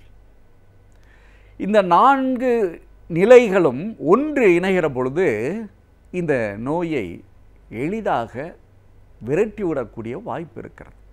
ஏனென்றால் இதில் முக்கியமாக நாம் நினைத்து கொள்ள வேண்டியது என்றால் நம்முடைய சுற்றுச்சூழல் மோசமாக அடைய நம்முடைய வாழிடத்தை எந்த அளவிற்கு நாம் அசுத்தம் செய்து கொண்டிருக்கிறோமோ அதற்கு ஏற்ப இது போன்ற நோய்கள் உருவாவதற்கு வாய்ப்பு அதிகமாக இருக்கிறது. இதற்கு அனைத்து நிலையினருமே தயாராக இருக்க வேண்டும். அதில் முதலாவதாக ஒரு அரசு எந்த அளவிற்கு தன்னுடைய கடமையை செய்ய வேண்டும் என்பதற்கு பல உதாரணங்கள் இருக்கிறது. ஏனென்றால் ஒரு அசாதாரண சூழல் நிலவுகிற பொழுது எத்தகைய ஒரு முயற்சியை செய்ய வேண்டும் என்பது பல நாடுகளில் முன்னுதாரணம் தரப்படுகிறது. அது அரசு சார்பாக என்ன செய்ய வேண்டும் என்று கேட்டால், பொதுவாக இந்த நோயை பற்றிய உள்ள சரியான தகவல்களை அனைவரிடமே பகிர்ந்து கொள்ளக்கூடிய ஒரு சூழலை உருவாக்க வேண்டும். அதோடு இது கூடிய காரணிகளை கண்டறிந்து துறைகளை ஒருங்கிணைக்கிற அந்த முறையை செய்ய வேண்டும். ஏனென்றால் இது நல்வாழ்வுத்துறை சார்ந்த அதிகாரிகளோ அல்லது அமைச்சகமோ செய்ய வேண்டும் என்பதை தாண்டி இத்தகைய அசாதாரண சூழ்நிலையில் முனிசிபல் கார்ப்பரேஷன் என்று சொல்கிறோமே, பஞ்சாயத்து, இது போன்ற அனைத்து துறைகளுமே ஒருங்கிணைக்கப்பட வேண்டும். ஏனென்றால் உருவாகிற பொழுது துரிதம் வந்துவிடும். அதோடு அனைத்து சக்திகளும் ஒருங்கிணைக்கிற பொழுது அதனுக்குரிய முயற்சிகள் வெற்றி பெறும். ஆனால்தான் இன்றைக்கு இது போன்ற ஒரு அசாதாரண சூழல் வருகிற பொழுது அரசனுடைய அனைத்து இயந்திரங்களும் முடக்கிவிடப்பட வேண்டும் என்பதுதான் ஒரு யதார்த்தமான சூழல். அவ்வாறு அனைத்து துறைகளையுமே ஒருங்கிணைக்கிற பொழுது, முடக்கி விடுகிற பொழுது வெகு விரைவில் ஒரு தீவை தரக்கூடியதாக அது மாறிவிடும். இன்றைக்கு சூழ்நிலையில் அதுதான் இன்றைக்கு தேவையாக இருக்கிறது. எந்த அளவிற்கு துறைகளை ஒருங்கிணைத்து இந்த நோய்க்கு காரணங்களை கண்டறிந்து அதை களைந்து எறிவதற்குரிய ஒரு சூழலை உருவாக்குகிற பொழுது அரசு தன்னுடைய கடமையை செய்கிறது என்பது இதன் மூலம் நாம் புரிந்து கொள்ளலாம். ஆனால்தான் இந்த முக்கியமான தருணத்தில் அரசனுடைய அனைத்து இயந்திரங்களையும் முடக்கிவிட்டு அதன் மூலம் எந்தெந்த சூழ்நிலையில் எங்கெங்கு தண்ணீர் தேக்கம் இருக்கிறதோ, எங்கெங்கு அசுத்தம் இருக்கிறதோ, எங்கெங்கு சிறிய அளவில் மழைநீர் தேங்குகிறதோ அதையெல்லாம் களைந்து ஒரு சுத்தமான சூழலை இன்று மட்டுமல்ல எப்பொழுதுமே உருவாக்கி கொள்வதற்கு அரசு வழிவகை செய்ய வேண்டும். அவ்வாறு செய்கிற பொழுது நிச்சயமாக சொல்கிறேன், ஏனென்றால் இன்றைக்கு டெங்கு என்று சொல்கிறோம், சிக்குன்குனியா என்று சொல்கிறோம், இந்த டெங்குவை உள்ளடக்கிய நிமோனியா என்று கூட இன்றைக்கு நோய் உருவாகி கொண்டிருக்கிறது. ஆனால் தான் இத்தகைய ஒரு அசாதாரண சூழ்நிலையில் அரசு இத்தகைய பணிகளை மேற்கொள்கிற பொழுது நிச்சயமாக அது வரவேற்க தகுந்ததாகத்தான் அமையும். இரண்டாவது, அதிகாரிகள் நிலை. பொதுவாக அதிகாரிகள் அந்த துறையை நிர்வகிக்கக்கூடியவர்களாக இருக்கிறார்கள். பல நேரங்களில் ஏற்படுகிற அசாதாரண சூழ்நிலையில் கிடைத்த அனுபவங்களை வைத்துக்கொண்டு ஒரு நிரந்தரமான தீர்வை தரக்கூடியவர்களாக அவர்கள் தங்களை உருவாக்கி கொள்ள வேண்டும். ஆனால் பல நேரங்களில் நடப்பது என்னவென்றால், அத்தகைய அசாதாரண சூழ்நிலையில் மட்டும் பணியை செய்துவிட்டு அதன் தொடர்ச்சியாக என்ன செய்ய வேண்டும் என்பதற்கு ஒரு ஆலோசனையை தரக்கூடியவர்களாக அவர்கள் மாறாமல் போய்விடுவதனுடைய காரணமாகத்தான் பல நேரங்களில் ஒரு தீர்வு என்பது இல்லாமல் போய்விடுகிறது. அதிகார நிலையில் இருக்கிற பொழுது அவர்கள் என்ன செய்ய வேண்டும் என்றால், இத்தகைய அசாதாரண சூழ்நிலையில் இருக்கிற பொழுது பல அறிஞர்களை அழைத்து, விஞ்ஞானிகளை அழைத்து, அவர்களுடைய ஆலோசனையை பெற்று ஒரு நல்ல மாற்றத்திற்கு வழிவகுத்தார்கள் என்றால் நிச்சயமாக இது இந்த நோய் மட்டுமல்ல, எந்த நோயுமே நம்முடைய மக்களை தாக்காத அளவிற்கு பாதுகாத்து கொள்ளலாம். ஆனால் தான் அதிகாரிகள் நிலையில் செய்ய வேண்டிய ஒரு பெரிய கடமை என்னவென்று கேட்டால், ஆலோசனைகள் பெற்று அந்த ஆலோசனைகள் மூலம் ஒரு நிரந்தர தீர்வை தரக்கூடியவர்களாக அவர்கள் மாறிவிடுகிற பொழுது அதிகாரிகள் தங்களுடைய கடமையை செய்தவர்களாக ஆகிவிடுகிறார்கள். அடுத்த நிலை மக்கள்.